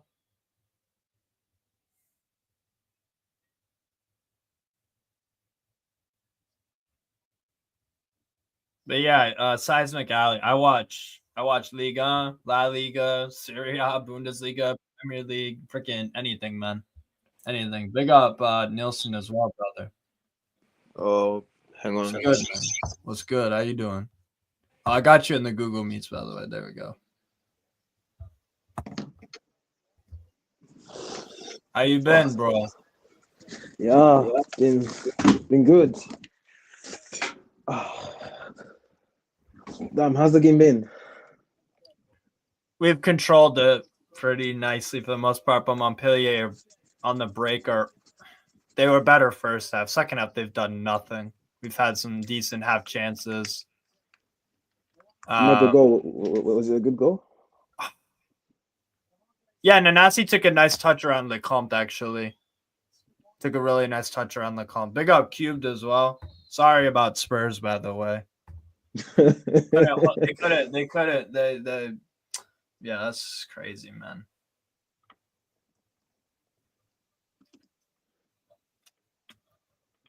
But yeah, they just cleared one off the line, actually. Enzo Chato.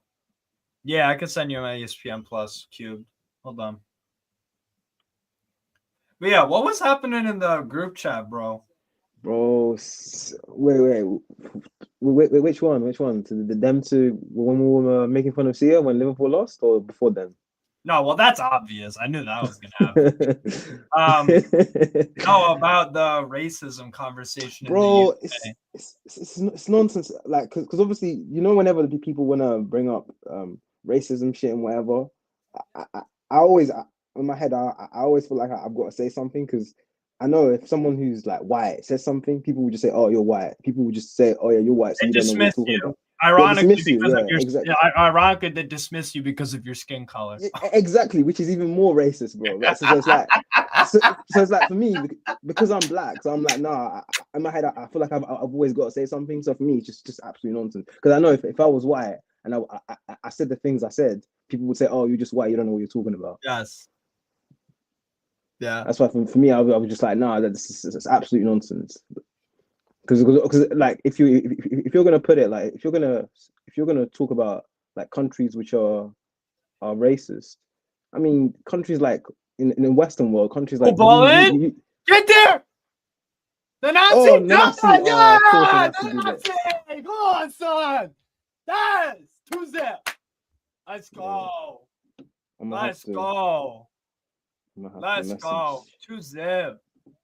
Message Rinketti, because I know how much he loves Nanasi.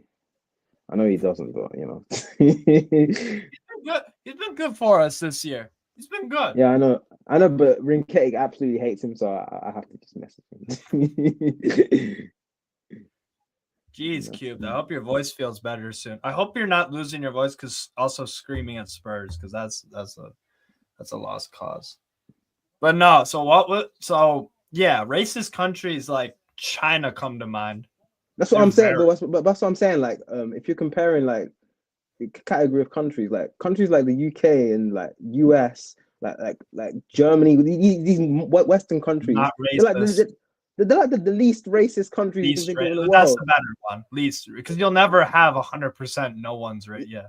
The problem is, it's like racism is it's a way of thinking. So you can't know someone's faults. Yeah, the only way you can know is if someone says something or makes a specific action. So even if no one says anything racist, you don't know that they're thinking racist thoughts. So it's like, exactly. I mean, but if like, for example, if you go in China, even Japan, those countries are far more racist. Like even some people who are even like born there, who maybe the parents are one parent is like is ethnically Japanese and the other parent is mixed, and you look at them, you can see that there's obviously traits that they have Japanese in them. Japanese people don't consider them Japanese. They're like, no, they even have a specific name for people who are not pure Japanese. Like that is in essence racist. Like that is. Come on, because you're making a distinction because of some feature about yeah, exactly, bro. So it's like it's not a problem. Like even for example, me like like when I first moved here to England with my mom and my sister, the area that we moved into was like predominantly white. Like even when I went to school, when I was like like reception year 1, year 2, I was literally the only black kid in my class. Shoot! They calmed. Good run there, Marshall. I was literally the only black kid. You're only black. The first like 3 or 4 years of my school years, I was literally the only black kid in my class. And then after a black girl joined, and that's when I had like other black kids join. But the area where we moved in was predominantly white. So, and I remember seeing, it wasn't like significant, but I remember seeing a little bit of racism towards me, but it wasn't a lot. But it's like in comparison now to even the area that we are, the area. There's so many more black people have joined in and whatnot. Like you wouldn't even see that, even experience. Like for example, like the first time I was even called the N-word, I was probably like 6 years old, 5 years old. I've never been called that since, bro. Like, and I've never seen anything like that. So it's like in my head, I'm like, what are you talking about? Like what you're saying is absolute nonsense. And it's like I said, it's like white people who want to feel guilty for the sins of what their parents have done, or not parents, but like their ancestors from like 300 years ago, 400 years ago, when they weren't even alive. It's literally that. It's just white guilt, made up white guilt, bro. White guilt, yes. We're talking about Cube. Me and Nelson are in a group chat, and I was streaming while he's having this convo with someone about, what was it? It was with Matt. It was about Matt, something to do with... No, because it was like this video by this Crystal Palace fan, and he was trying to, in the video, the YouTube video, the guy with the beard and the and he's talking about why Arsenal are the most hated and whatnot. And then Matt, he replied to it where he was talking about how he thinks one of the problems is racism. And basically what knocked off to that, I was like, that's you can't use that argument in that specific video, because Crystal Palace have a lot of players which are black, and they don't get the same criticism from pundits, fans, and media. And he was like, fair. And then he was like, but he was like, in general, like in the UK, we have a problem with racism. And I'm like, disagree, but okay, whatever. I didn't feel like getting into the argument. But that's enough he proceeded to like ask me why. And by the way, you say that they don't have a problem with racism because when you're saying you have a problem with racism, you'd be comparing a country to other countries. Exactly, bro. Because obviously like there is no China, like Japan, like Argentina. Exactly. Even like even in Africa. But the thing is, in Africa, it's like it's different because obviously it's the opposite. The way they would do it, obviously, it wouldn't be. It wouldn't be towards obviously other black people, of course. It would be towards other people of nations. For example, they wouldn't do it. For example, they wouldn't do a lot to, like, for example, like in my home country, Angola, they wouldn't do a lot. They wouldn't do it overtly a lot to English people or Portuguese people, for example, because they know they're coming from countries where they have a lot of money, so they're trying to get money from them, whatever. Yeah. But like, for example, in my home country, Angola, we have like this. You know, China has this whole Belt Road Initiative. You ever heard of that or no? The what initiative? Belt Road Initiative. Never heard of it. It's a whole thing. The Chinese government, the TCP does, where they go to other underdeveloped nations and basically say, we're going to help you in specific things. Oh, like the Uyghur Muslim. No, the Uyghurs is slightly different. But for example, okay, so in my home country, for example, Angola, it's just full of like oil and diamonds. Yeah? Yes, it's like full of. It's just full of that. So basically, for example, years ago, like a decade ago, when we were hosting the African Cup of Nations, China said, okay, but basically, what we're going to do is we're going to build you the stadiums that you guys need for the African Cup of Nations. In return, you guys give us this amount of oil, basically.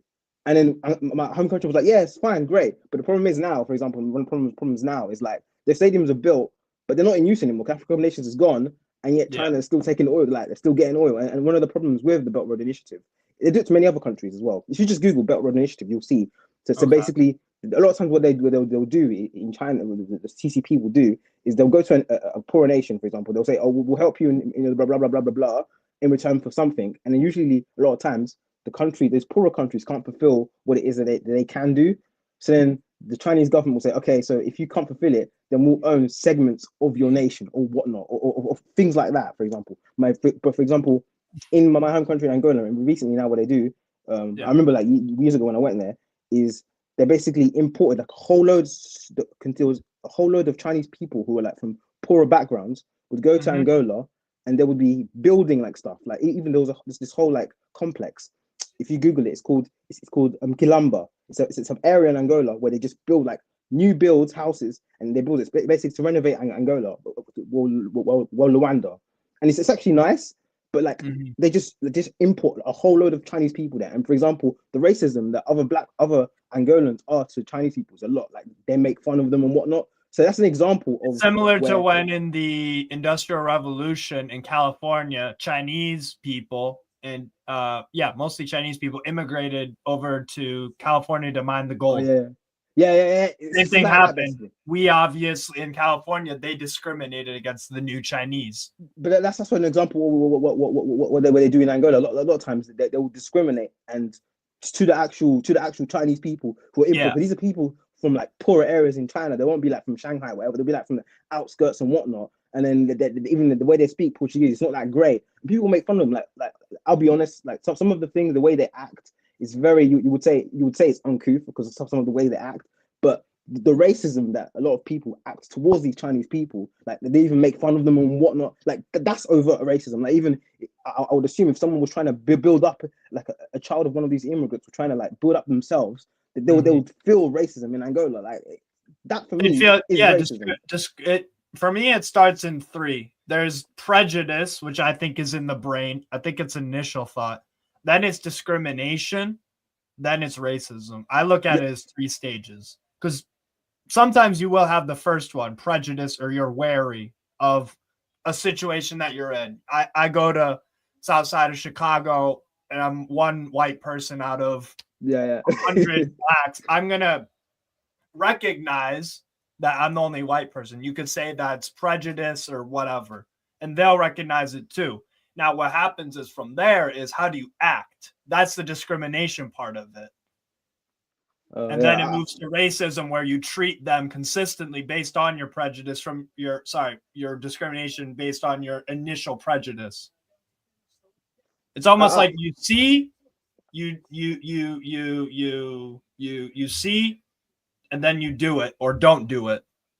That's what it is for me. But yeah, I don't what were you saying? Go. So that's what you're saying. So that happens in Angola. Yeah, that's an example. Okay, so another example as well is, for example, like if you go like the north of Angola, because like where it's more populated, it's like basically on the western side of Angola, it's more populated. Like on the eastern side, it's just like jungle and whatnot. Like this people don't really go there. Habitable.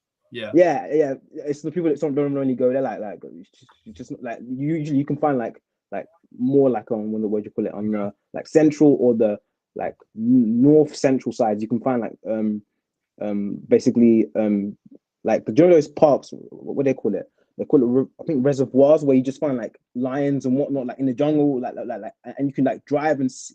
It's like a ranger park, for example. You can sort of see those sorts of things and whatnot.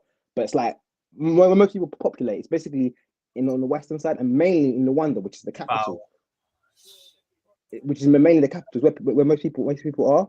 But for example, if you go to the north of Angola, that's on the edge. That's on the edge and the border where you start to go off to Congo.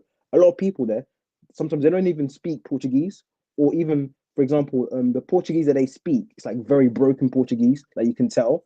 Like for example, even like Camavinga, his parents obviously were from Congo, but then when they were refugees, they were in a refugee camp in Angola, in the north of Angola, and that's where Camavinga was born. So technically, he is Angolan, but I doubt if he could actually speak Portuguese that well. Maybe he does now. Maybe I don't know, but I doubt he'd be able to know. But that's an example of a lot of people who sometimes you get people who are Angolan, but they can't speak Portuguese, or their Portuguese is very, very broken. And they speak more French and whatnot. But for example, those sort of people, if those people ever usually you'll sometimes see them in the Rwanda and whatever, because of the way they speak and because obviously they're Congolese, and even the way they look more Congolese than they do Angolan, because Angola there's mixtures with Portuguese and whatnot. They get discriminated. There's just an example of those people getting discriminated. They'll see them talking, they'll be like, nah, they sometimes have names for them and whatnot. That's another example where people are literally being racist. Not really to the race, but they're discriminating them based upon where they're from and how they speak. Based on prejudice. Yeah, that's what I'm saying. Prejudice. That's what I'm saying. So that's an example where I would say discrimination. Like, but like here and whatnot, like you don't get none of that. Like, I'm just not with that. Not with all In that. I mean, yes, it does happen. Like sometimes obviously, because there is a lot of like a lot of not a lot of there's opposition to like Pakistani people immigrating. There's like controversy about that. There's no, like that kind of I wouldn't even say that. I mean, there are obviously people who say that. There are people who are racist. There's no denying that there are obviously people who are racist. But yeah, like overt, like for example, if someone is like, okay, so let's say someone has a house and they're looking to rent it, and then they say, oh yeah, but no Pakistanis or whatever. Instantly, that you could literally just sue that person for discrimination. For discrimination. Like, exactly. That would happen. Same thing in the US. Yeah, so I'm saying, so institutionally, that's not going to happen. There is no institutional because it doesn't really matter if you find 1 or 2 or 5 or even 20 people who are racist. If institutionally there is no ability for them to be racist, if the law doesn't really matter. Yeah. Like the law protects against it. Yeah. The law protects against it. So, for example, if I go on the street and I see someone calling me the N-word, okay, cool, bro. But like he can't do it. So, for example, if I want to go and buy something from his shop, he can't stop me from buying something from his shop, because if he does, then I could just sue him and he'll be in trouble. So I don't really care about just one random person saying racist stuff. Like, yeah, whatever, bro. Like people will think whatever they want to think. Like, what is it? I mean, we don't have really freedom of speech here, like you guys have in America, but kind of freedom of speech. You get what I'm saying? Because obviously you guys have that's more... the thing. You can't compromise freedom of speech. It's so even we have little rules that you can't, like, you cannot in the US. Yes, we have freedom of speech. That doesn't mean you can go into an airport and yell, "There's a bomb." Everybody run. There's a bomb, because that is a direct threat. Yeah, to people's safety.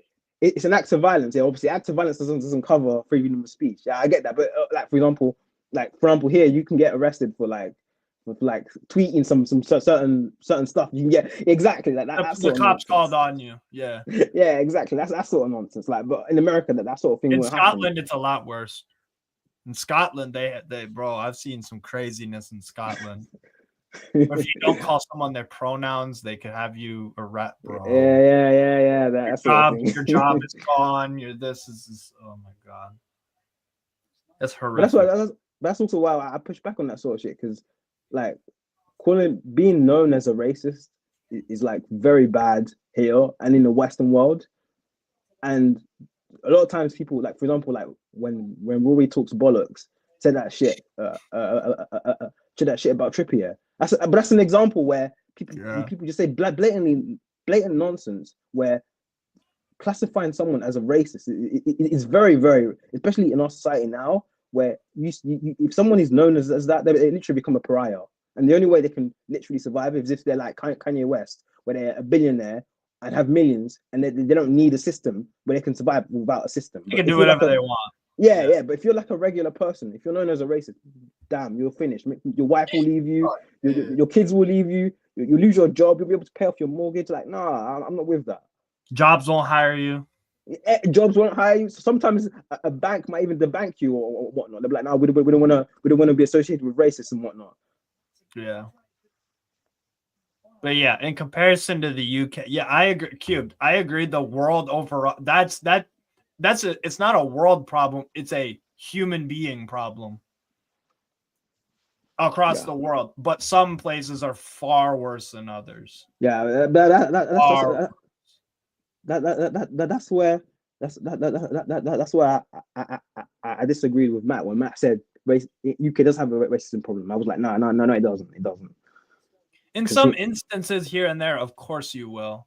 Yeah, but that's what I'm saying. It's like you won't ever have an utopia where no one is racist. So that's impossible. That's what I'm saying. So pointing out the little rare incidents of people being racist, okay, but that's just nonsense. It's like the problem you guys have in the US, where you guys have an illegal immigrants problem, and you guys are trying to get rid of, especially the violent illegal immigrants. And whenever anyone says drugs, rape, and all that, whenever people say that, people say, "Oh, you're instantly being racist." It's like, no, you guys just don't want you guys don't want legal immigrants in the US, and especially violent and illegal immigrants. Yeah, the ones that contribute to crime, Yeah, organized crime. like the one I saw where, what do you call it? The guy had like committed 60 acts and then been like arrested, but then also released. And then they filmed him, and then he was saying he was talking to the camera and whatnot. And even what's that guy, Dr. Phil? He was literally there on the scene. But that sort of shit is that's crazy. But that's the sort of shit where people try and people try and, how do I say it? The people try and obfuscate obvious like issues and problems with Exaggerate. not exaggerate. People try and okay. So for example, people try, like it's like when in that particular instance where that person was clearly a violent illegal immigrant, A criminal. people, Yeah. and people try and obfuscate that with other illegal immigrants to the US, for example, Yes. where they might have came to the US illegally, but they're just looking to live like an honest life, and they try and group them all together, like they're all the same, and then the violence are not as bad because there's other ones who are not as bad. It's like, no, there's a distinction and a separation between the violent ones and the ones who are still illegal immigrants but not as violent. Yeah. I look at it like this. Like the US is one big house.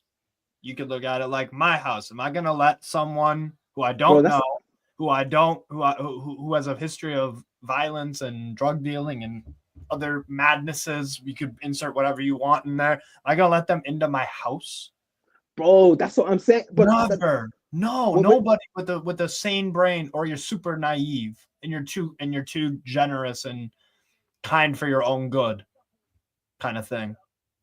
That's what I in my head. I never get it with these conversations where no one ever brings up that sort of an analogy of a house where it's where I remember seeing what do you call it, like a clip on Twitter where someone was saying about why are people talking about, like, from the US, and people were saying why are people always bringing up about violent illegal immigrants? We also have violent people who are US citizens here. Why don't we have a problem with them? And then I remember seeing someone give an analogy. That similar analogy was like, what was it? They said, if your kids come into your house like with their shoes all dirty and muddy, you're gonna berate them and be angry with them, yeah, and tell them off for not doing that. But it's not the same thing if someone who's not invited comes into your house with their shoes dirty and muddy. You're obviously gonna be more angry at the person who's not invited into your house doing that, because you're not even. And the person, let's say the person who's uninvited says, yeah, I've got muddy shoes, but your kids have also got muddy shoes. It's like, yeah. But they're my kids. I will tell them off. You're a stranger. You're coming into my house. So it's like it's not the same thing. And that's my annoyance with that sort of stuff. When people they're obviously trying to obfuscate shit, and they're being dishonest and disingenuous with the argument. They're not being honest. Yeah, but yeah, no, that's how I look at it. Like, there's a reason why, and also the U.S. number one has no problem bringing people in. We've been a nation of immigrants for a long, long, long time. There's just a process you have to go through before you enter. How if I invite someone to my house, I gotta know you. I gotta have known just basic stuff. Very basic stuff. I wouldn't let just anyone live in my house. If my best friend of 10 years, of course, I'm gonna let them stay at my house. There's a level of trust established and whatever. Like, I know them. It's not just it's not just like, yeah, I'm just gonna let this random homeless guy into my house. Maybe there's the odd situation where but we're not dealing with one-offs. We're dealing with, oh wow, Montpellier, they're close. But even if it was someone who was a stranger who entered your house, it would most likely be like you're renting a room and you're like, oh, okay, you can stay here wherever. But you've got to pay me a certain rent to stay here. You ain't just coming here, stay for free. Yeah. Which in an analogy would be someone entering a country and paying tax. Someone who's illegal would not be paying tax. And by the way, And by the way, if the UK and the US has a racism problem, why do so many people want to immigrate here? Bro, exactly. Exactly. What? If it was 'Cause that bad of a problem, why would people? And this is not just a recent trend that's happened where America's had bare immigrants come in. This has been going on for hundreds of years. So if our racism problem was so bad, so horrible, if it was so if you are being discriminated against so badly, why would you want to live in that place where apparently it's so awful? Same thing with the UK. If the UK has such a big racism problem, why do people still go there, immigrate there? Exactly. And they do anything in their power to get here. Like, yeah, here we have we have the English Channel separating us from France, where they try and like literally cross over through boats. You know that, like the Calais. Yeah, bro. So some people even die on that. Like sometimes they die crossing over. Bro, exactly. And little dinghies and whatnot. They literally like risk their lives in trying to get here.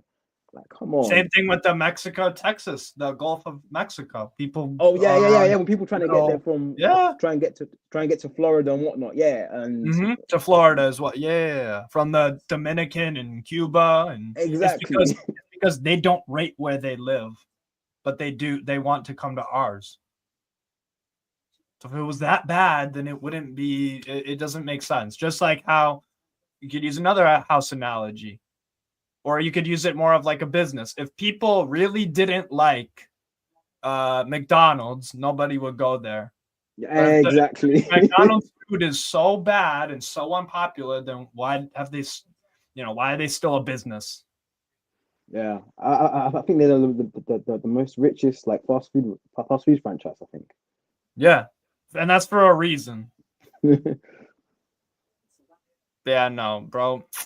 Yeah, racism convos in this day and age are super interesting. I just like to have a mature. Some people just get carried away and I'm over emotional about it, and it's like I can't even get on your level, man, and you can't even see mine. But with you, it's calm, like because you're mature. That's what it is. So many fucking immature people nowadays. No, but also the thing is, it's like there's also a lot of people who like benefit financially by pushing that there is a problem. Yes. Which is the reality of things.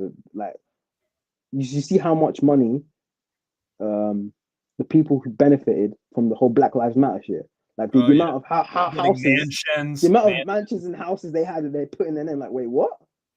Why do you guys have this much money, this many houses? Yeah. Yeah, it's crazy, man. Good ball, good through ball. There you go. De Marechal, Santos, Diarra. Oh, wow. Oh, jeez. Tackle. Close. Very good tackle. I just get annoyed when we can't talk about the actual problems in country. Like for me, human traffic. I've learned a lot about human trafficking the past few years. Like YouTube videos, research, all that, bro. The biggest problem that nobody talks about in the U.S., I don't know how it is in the U.K., is human trafficking and sex slaves and stuff. I've heard a little bit, not much. I've heard a little bit, not much. There you go. You call it a self-fulfilling prophecy, but bro, that's exactly it right there. It's a massive problem that not many people know about or talk about. Like, bro, the rate of kidnappings and stuff in the U.S. and I've heard of that. Now I'm sure in the UK there's similar numbers. I mean, kidnappings and all that shit. I mean, recently there was like a whole thing about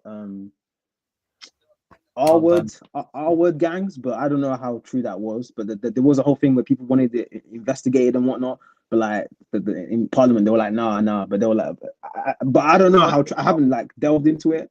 But there was a whole. They don't want to investigate it because both parties would obviously agree. Like, need to stop. No. The thing is, like here, like the majority, because when we had the election, the majority, it's like Labour, like the Labour and then Liberal Democrats was basically Labour. So basically, it's like no matter and then the person who brought it up was the person who's the head of the Conservatives, the leader of the Conservatives. So they needed votes from the Labour Party to actually make it happen, and then the Labour Party was like, "No, we ain't discussing any of this. Like, we're not going to do any investigation." But I mean, because obviously the whole thing, I remember seeing little bits of it. People were saying it's like Pakistani and Pakistani R-word gangs. No, yeah, grooming gangs and R-word gangs as well. But I don't know how true that is. I haven't delved into it. I don't know, no idea. But then the whole thing was that there were like a lot of people from the Labour Party. They were saying, "Oh, they're just being racist, just bringing it up because they're Pakistani and whatnot." And then the leader of the Conservative Party here, she's like a black woman. She has like Nigerian parents or whatever. Yeah. So obviously for her, she's like, I mean, I'm literally black. Like, what do you mean? But obviously they were saying this. They were like, no, this is just like people trying to be racist to whatnot or whatever. So I mean, like, I have no idea. Like, I have no idea on that. But yeah, I wouldn't be surprised if there was something happening. I don't know, but I wouldn't be surprised, especially the amount of things that like you see that are happening. People classify as conspiracy theories, but then as time goes by, they pan out, and you're like, wait, what? Like, so I have no idea. Yeah. I also think one of the biggest problems actually this is UK and the US is the mainstream media. News. Oh, absolutely. Because there's nothing that there's no more factual reports about what happens anymore, because everybody puts their opinion or political twist on it. And then you could spin it as like with the illegal immigration stuff, and like you just said about the grooming gang stuff, you can twist it to go in one direction or the other, and then you get basically you muddy the water. Yeah, exactly. The water. Like if 9/11 happened today, there would, like, some people would think it's a hoax. Some people would think it's inside job by the government. Some people would think that, and then like things like school shootings, bro, some people don't think they happen, or some people do think they have, or some people think they don't happen. Yeah, that they're cover-ups and that they're like staged actors and stuff. Bro, what? And this is the bro, in this world, and especially with AI and video, or like you've seen those videos online of like war footage from other countries. Some people think it's like genuinely like fake, like actors staged and stuff. Really? Yeah, like all the like on the news. Basically, the problem is we don't trust neither country and any of the Western worlds trust their media at all, and so we can't even like agree upon what's happened in reality. No, but it's like, what do you call it? It's like the whole thing with there in America with the whole Doge thing, and then they're bringing out receipts of when money from the U.S. aid was sent. And like you see money, was it money from the political American government giving money to Politico to smear Gamergate and shit like that? You're like, wait, what? Why is the American government giving money to a newspaper journalist, to a newspaper to smear another thing happening? Like, what is this nonsense?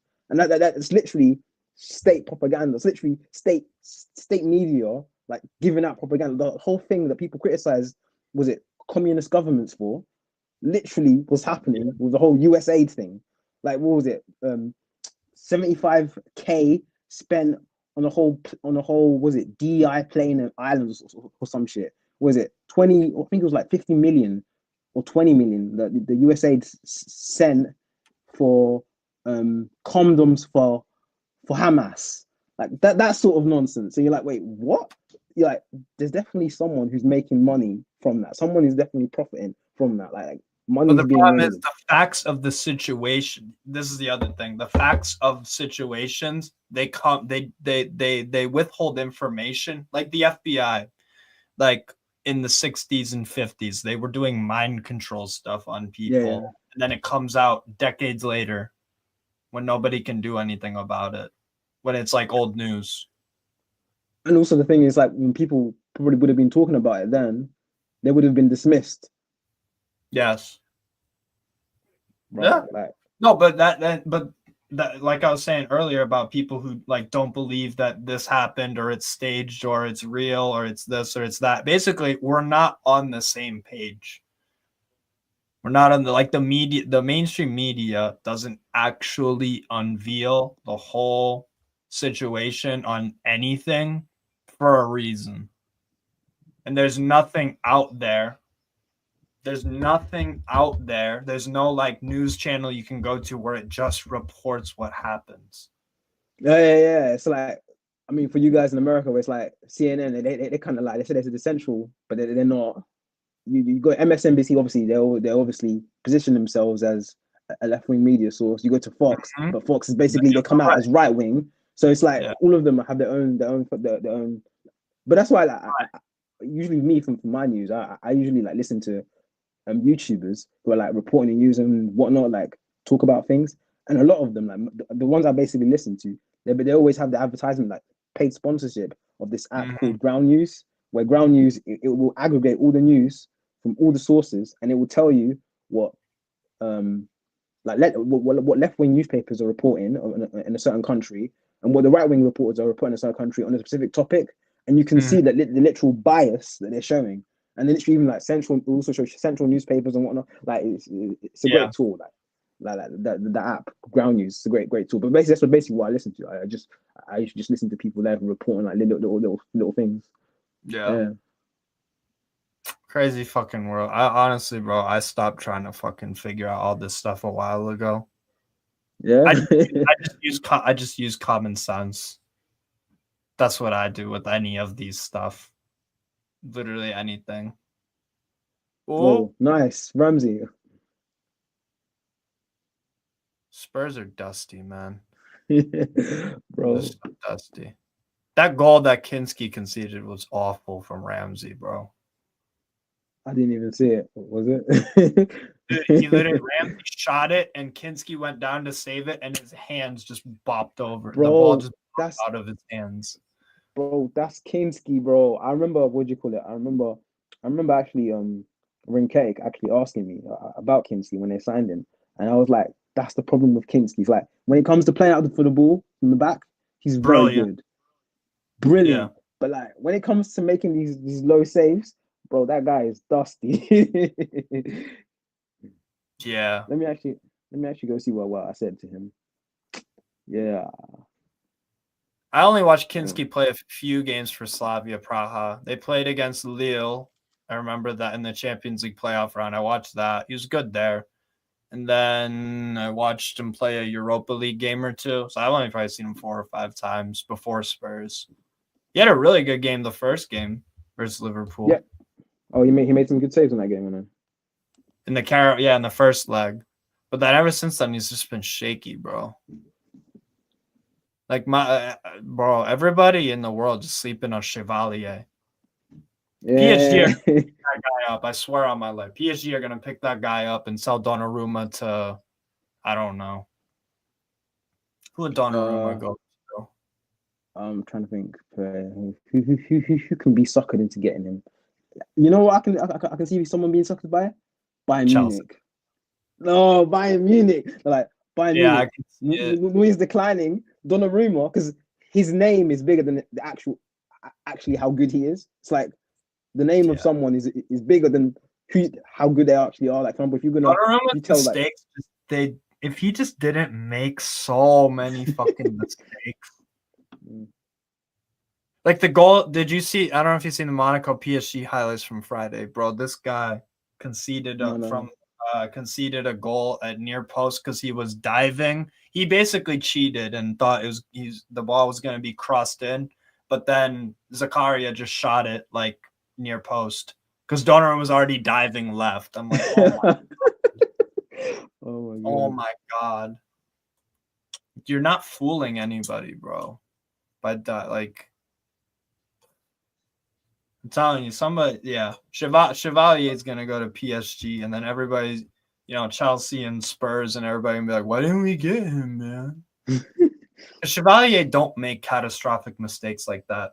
Yeah, he doesn't. He's a decent keeper. Like I wouldn't say he's like elite, like top class, but I would just say he's For his decent. age, it's impressive. I would say he's decent. He's decent. Like he's a decent keeper. You would want like for me like if you're a top club, you sign him and another decent keeper where they both compete against each other to actually like be the number one. Like I Yeah. wouldn't say I wouldn't say he's like an outright number one position. If you're a top club, like I think it depends. It depends. Also, it depends your style of play. Like when it comes to playing out from the back and whatnot, how you choose to play with him. Tell did well. Go.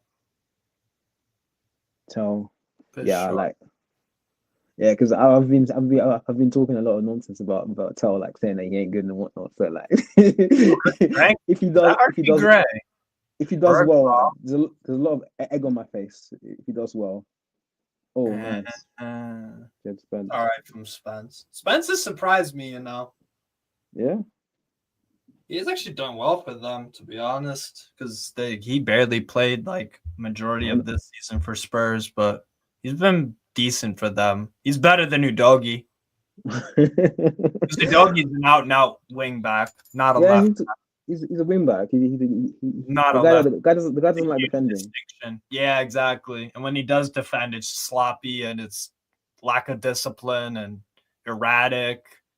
He's Like, I think the best way to put him is he's like that sort of Tavares sort of player where they're wing backs, and then if they're playing in like in the French league or even the Italian league, it's fine.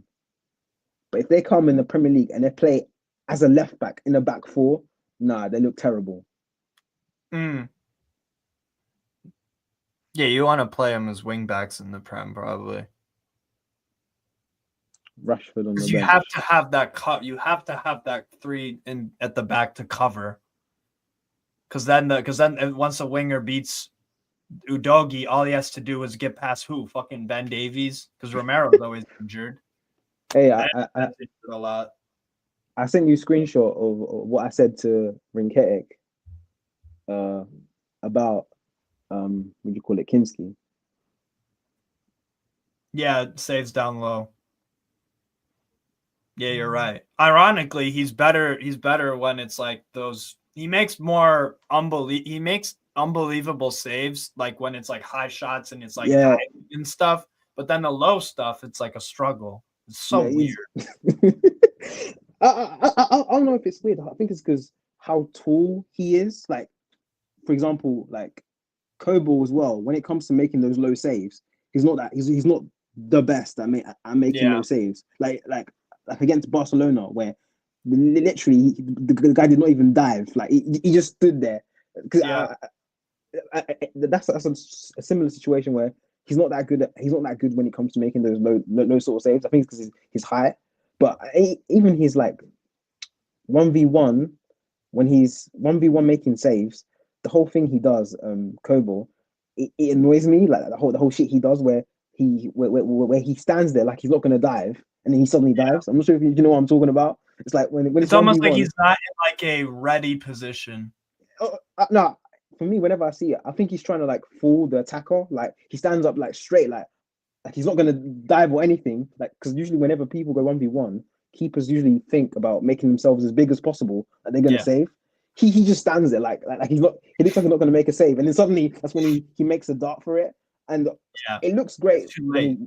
It looks great when he actually makes a save. Like I remember when Dortmund played against Wolfsburg, he made like a good 1v1 save. I think it was a Rajo who took the 1v1 shot or something like that. He made a very good save, but it's like whenever it doesn't come off, he looks terrible. Yes. No, definitely, bro. Yeah, Kinski's a huge worker. I do think Kinski's better than Vicario at claiming stuff in the air for the most part on crosses. It's not a huge upgrade, but because Vicario's not really that good at that. It's actually funny that because what was it 1 year ago where Vicario was all the hype. Liverpool and Tottenham fans were talking about, oh, Vicario, where did we find him? Blah blah blah blah blah. But now 1 year later, or was it 2 years later, or something like that? Is it 2 years? No, it's 1 year. Yeah, 1 year later, Because last year was yeah. 1 year later, and then now Vicario, no one's talking about him anymore. They're not talking about him anymore. Yeah, Vicario's a better. I think there's a difference between a shot stopper and a goalkeeper. Goalkeeper, you command and you can shot stop. Shot stopping and commanding your area, two different things. Because you gotta have physique and like mentality to be a commanding goalkeeper inside your box. A shot stopper, you have to have different physical attributes. That's a fair point. Yeah, I didn't think about that. Like, what's it called? Chevalier, what I like is I think he can do both. He can be there's the what a terrible save. That's shocking. Terrible. Kinski. Oh wow.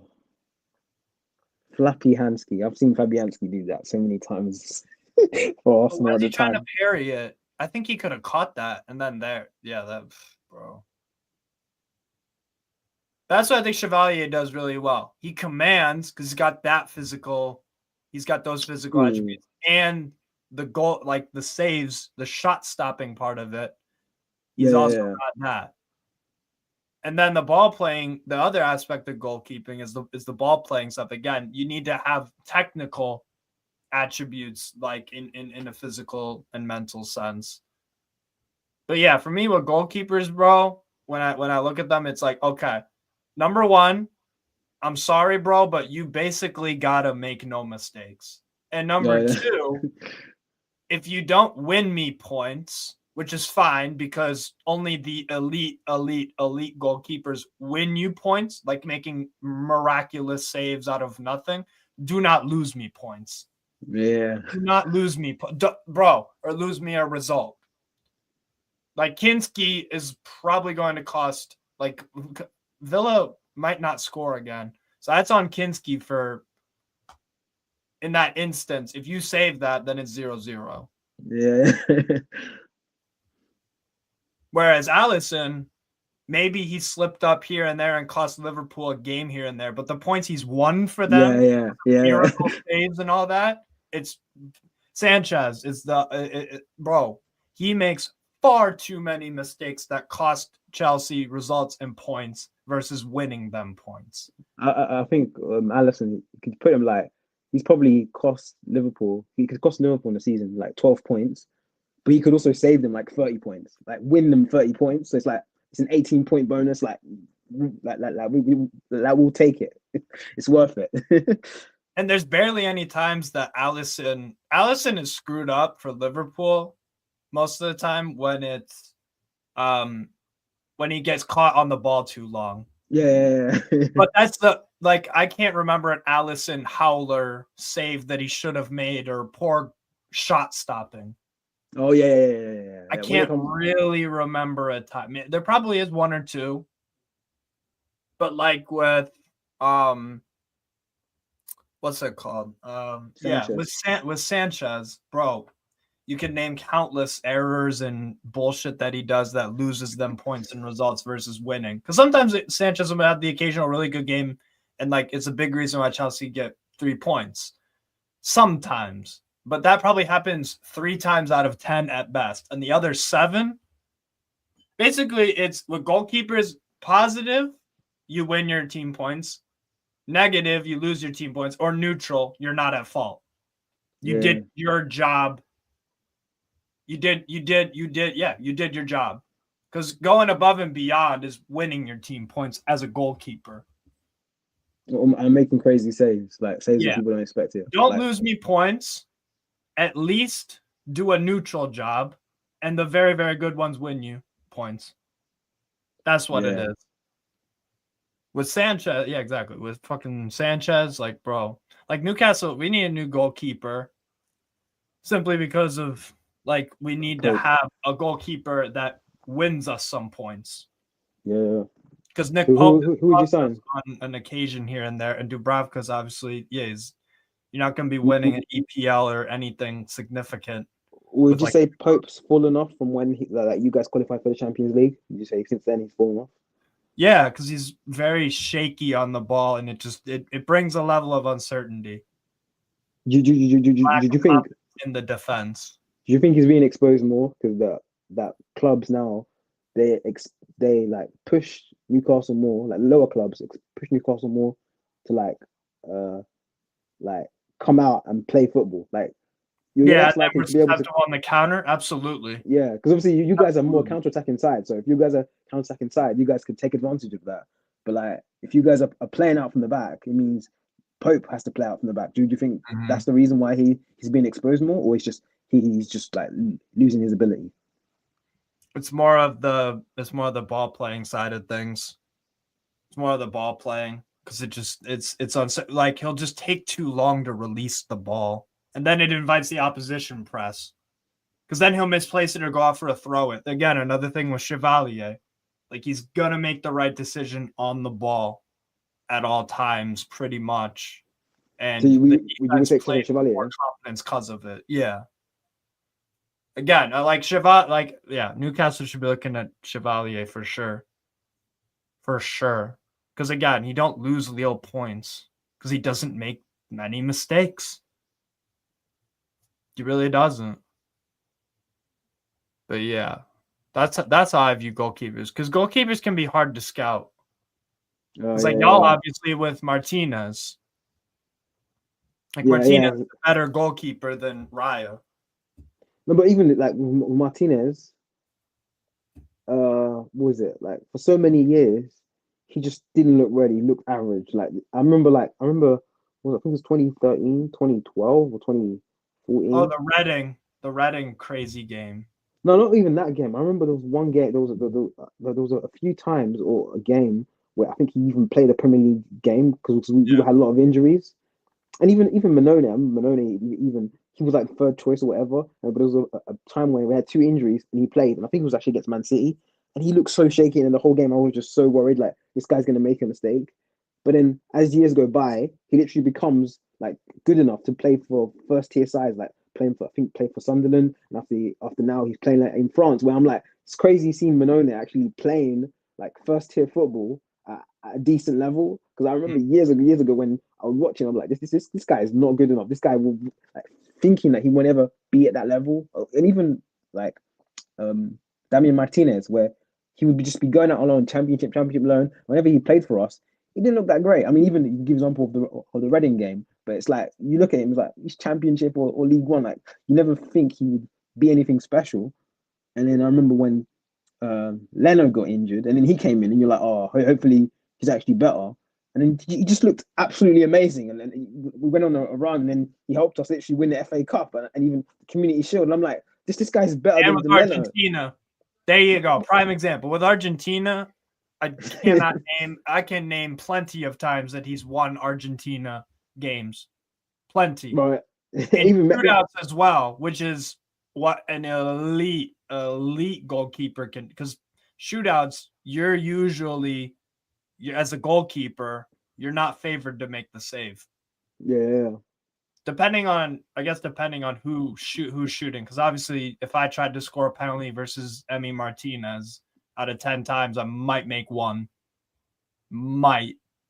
But like when it's pro ball, obviously, like, yeah, you're not like in his career, Martinez, he saved more penalties in shootouts, and I think overall penalties than he's gotten scored on. Yeah. Which is incredible for a goalkeeper. Because even like the amazing goalkeepers of history, when you look at their penalty shootout record and penalty record in general, they concede more than they save, because that's just how it goes. It's a low percentage. But Martinez, he's got, I think on Transfermarkt, you can look at their penalty history.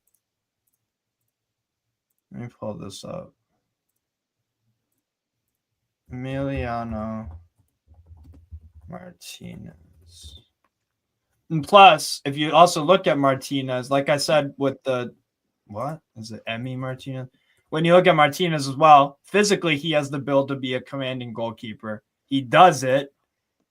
On the ball, he's not great, but he's good enough. and he's a brilliant shot stopper. Let me look up. Get this fuckery out of here. Stats. Penalty statistics for Martinez. Total penalties.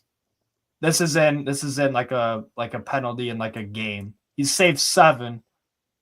Total non-saved penalties 32. And I want to say for total non-saved penalties, this might be an open play. Actually, this is from his earlier days. Damn. Yeah, they don't show penalty shootouts, I don't think. Oh, I think it's for Argentina. He saved more penalties than he's conceded. I don't think it's but yeah, he's still like he is a penalty saving specialist. Oh yeah, absolutely. I was actually annoyed that FIFA changed the rules about penalties. Like same, because the goal like you're making it even easier for the freaking penalty taker to score. Exactly. It's like you don't need to do that.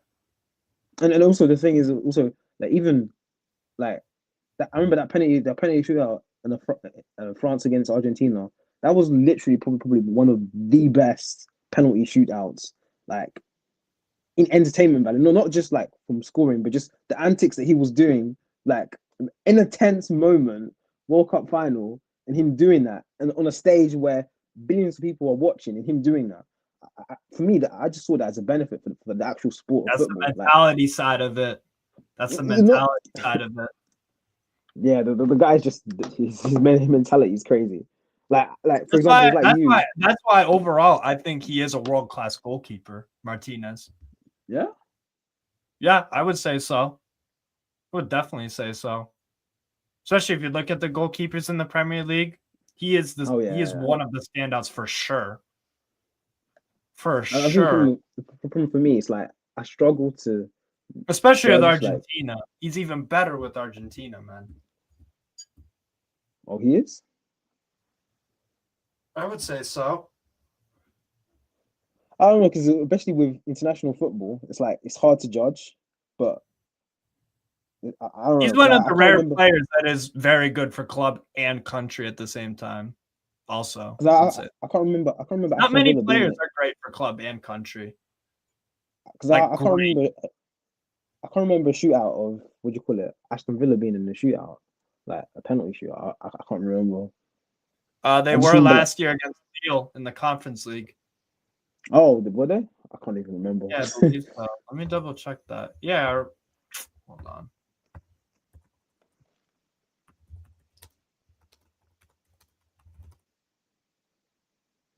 Yeah, it was pens. Yep, right here. They won 4-3 on pens. Oh, okay.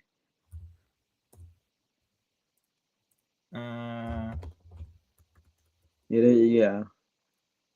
Actually, it's the same because they probably limited how much shithousery he could do because of the ruling. Mm-hmm. Emiliano Martinez. Yeah, he's sick, man. Would you take him in Newcastle, yeah, or no? Or you want Chevalier? Of course. Oh my him god. Or Chevalier?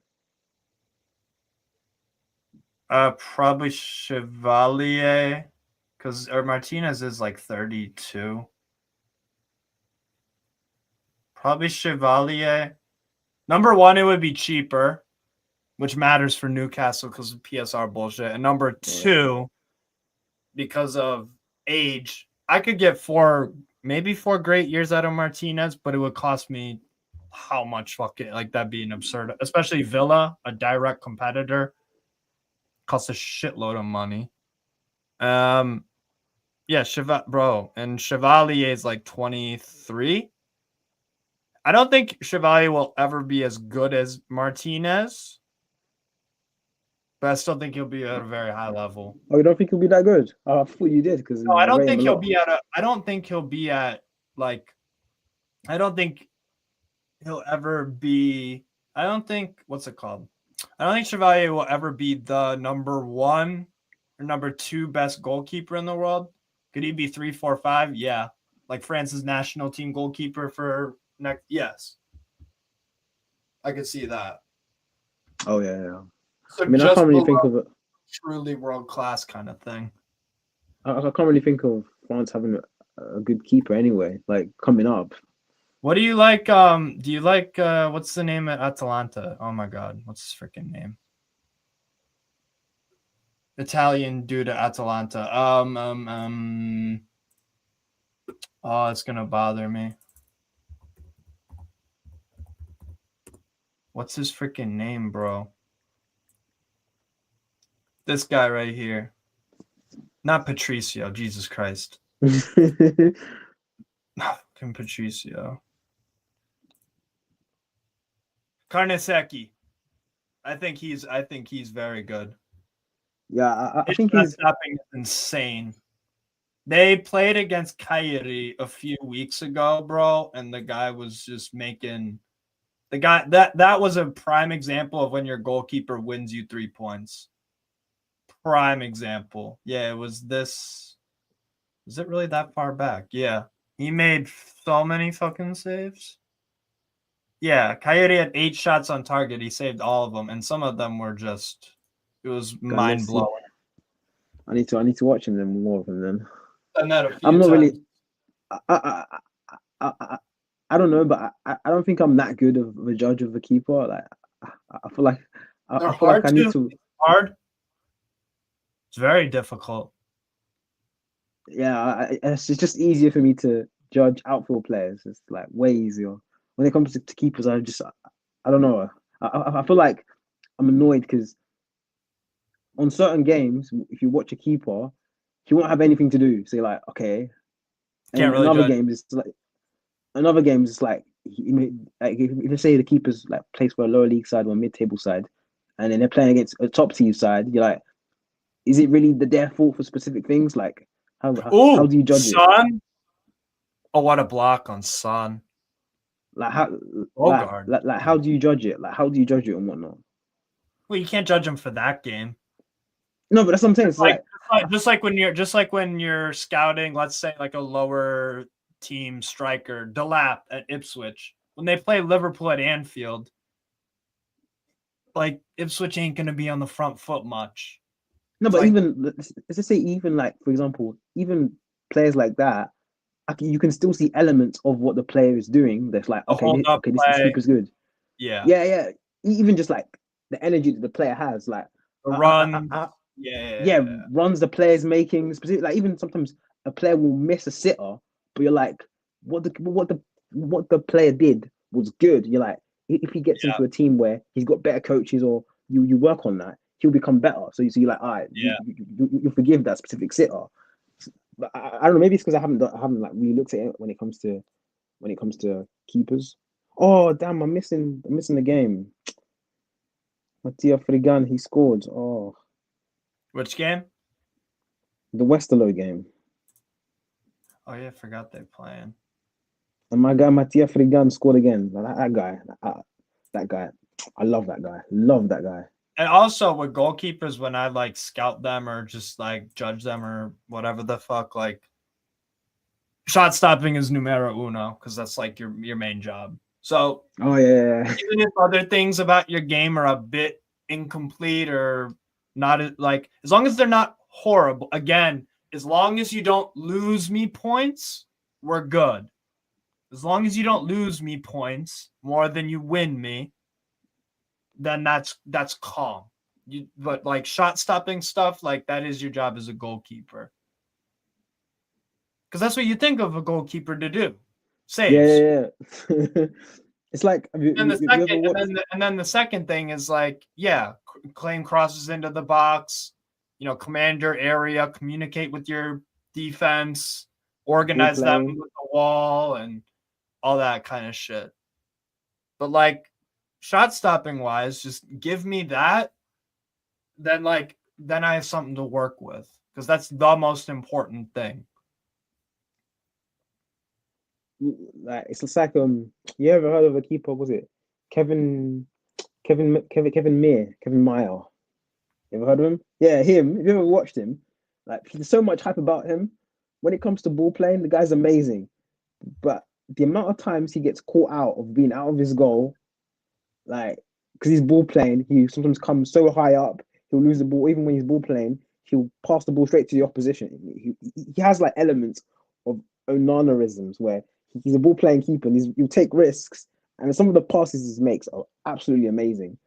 But then he'll be out of position so many times. Like even I remember like the recent club he moved to in Mexico, him literally conceding goals like that, like left and right because of that ability, that problem that he has with his games. Like that's an example of a player where because of the ball, because of how much obsession there is now with controlling possession, having the ball. Yeah. It's like with goalkeepers, it's like that the priority is them playing out from the back instead of actually saving shots. Mm-hmm. But yeah, whenever I scout players, it's like, what's your position? Okay, what's the most important thing you do? Goalkeepers, shot stopping. Defenders, defending. Midfielders kind of have to have a bit of everything to you. That's the difficult one. Forwards, score and assist, create, like have an impact going forward. So score. Midfielders are tough though, because then you have to specify, like, okay, attacking midfield, I need you to play make, score and assist and dribble and all that kind of shit. Defensive midfielders, defend. Oh, Pat. Oh, good block. Camera. I like, by the way, Camera's freaking love him, man. I don't rate him. Yeah, I actually wanted him years ago. You know when he went on a free transfer? When he was in a free transfer, he went on a free transfer, like his contract finished at Marseille. Yeah. Yeah, I actually wanted him at Arsenal. I was like, this guy, you could get him for free transfer. I wanted him. But like now I don't really rate him. I feel like he's too sluggish for me. Like I like my defensive midfielders have like a little pace to them, a little acceleration to them, a little like burst of acceleration. He's too sluggish for me. It's like That's what, to be fair, that's what Tonali has, like that because he can just like pick up the ball and just view. Yeah. Glide. Yeah. Yeah, Kamara is not like a super speedster, but he reads the game so well. He reads the game so well. Oh. And Villa drop off a lot when he doesn't play. Counter. Camara. Bailey. See, there you go. Udogi's never doing that. Udogi's never doing that. Udogi is going to his feet, or he's over committing, or he's something. Spence right there, just nice, neat, and simple. Just take you off the ball. Next. Camera. Why is my Wi-Fi not working? Tielemans. Ramsey. There's too much space for Villa to exploit here. There's too much space in the midfield. Bailey. Oh. Villa. But like Bentancur there, that was super risky. Like if you're lucky that worked, but like why are you dribbling straight into a player? You're lucky you megged him. Kulusevski. Kulusevski, bro.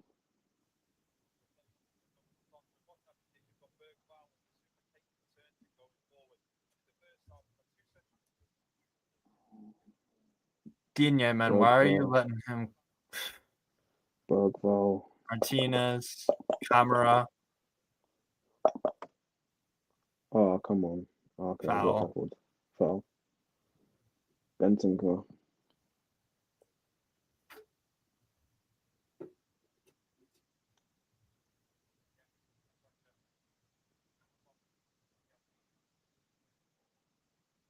Actually, would you overrated player, by the way, Bentancur. There's an overrated player. I don't think there's anything for Uruguay. He's a baller, like great, works in the BL, like cool, whatever. But like, yeah, I just like I don't know. For club, it's like what does he bring to the table? I agree. That's a stupid pass to play. That's an extremely stupid. And now Camara has to just there you go.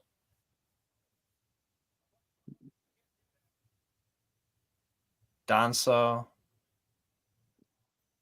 Gray.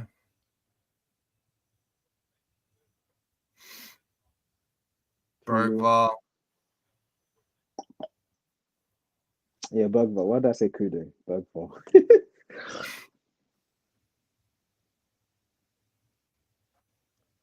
Tell. Yeah, of course he could get the ball. Trying too much. Trying too much. Good strength, McGinn. That is another That's player I Mathis really Tell, like. bro. McGinn. That's Mathis Tell, bro. Good ball. Eh? Oh. Damn. Oh, that was Damn, close. Wait, what? Bro, that was close. Oh. Damn.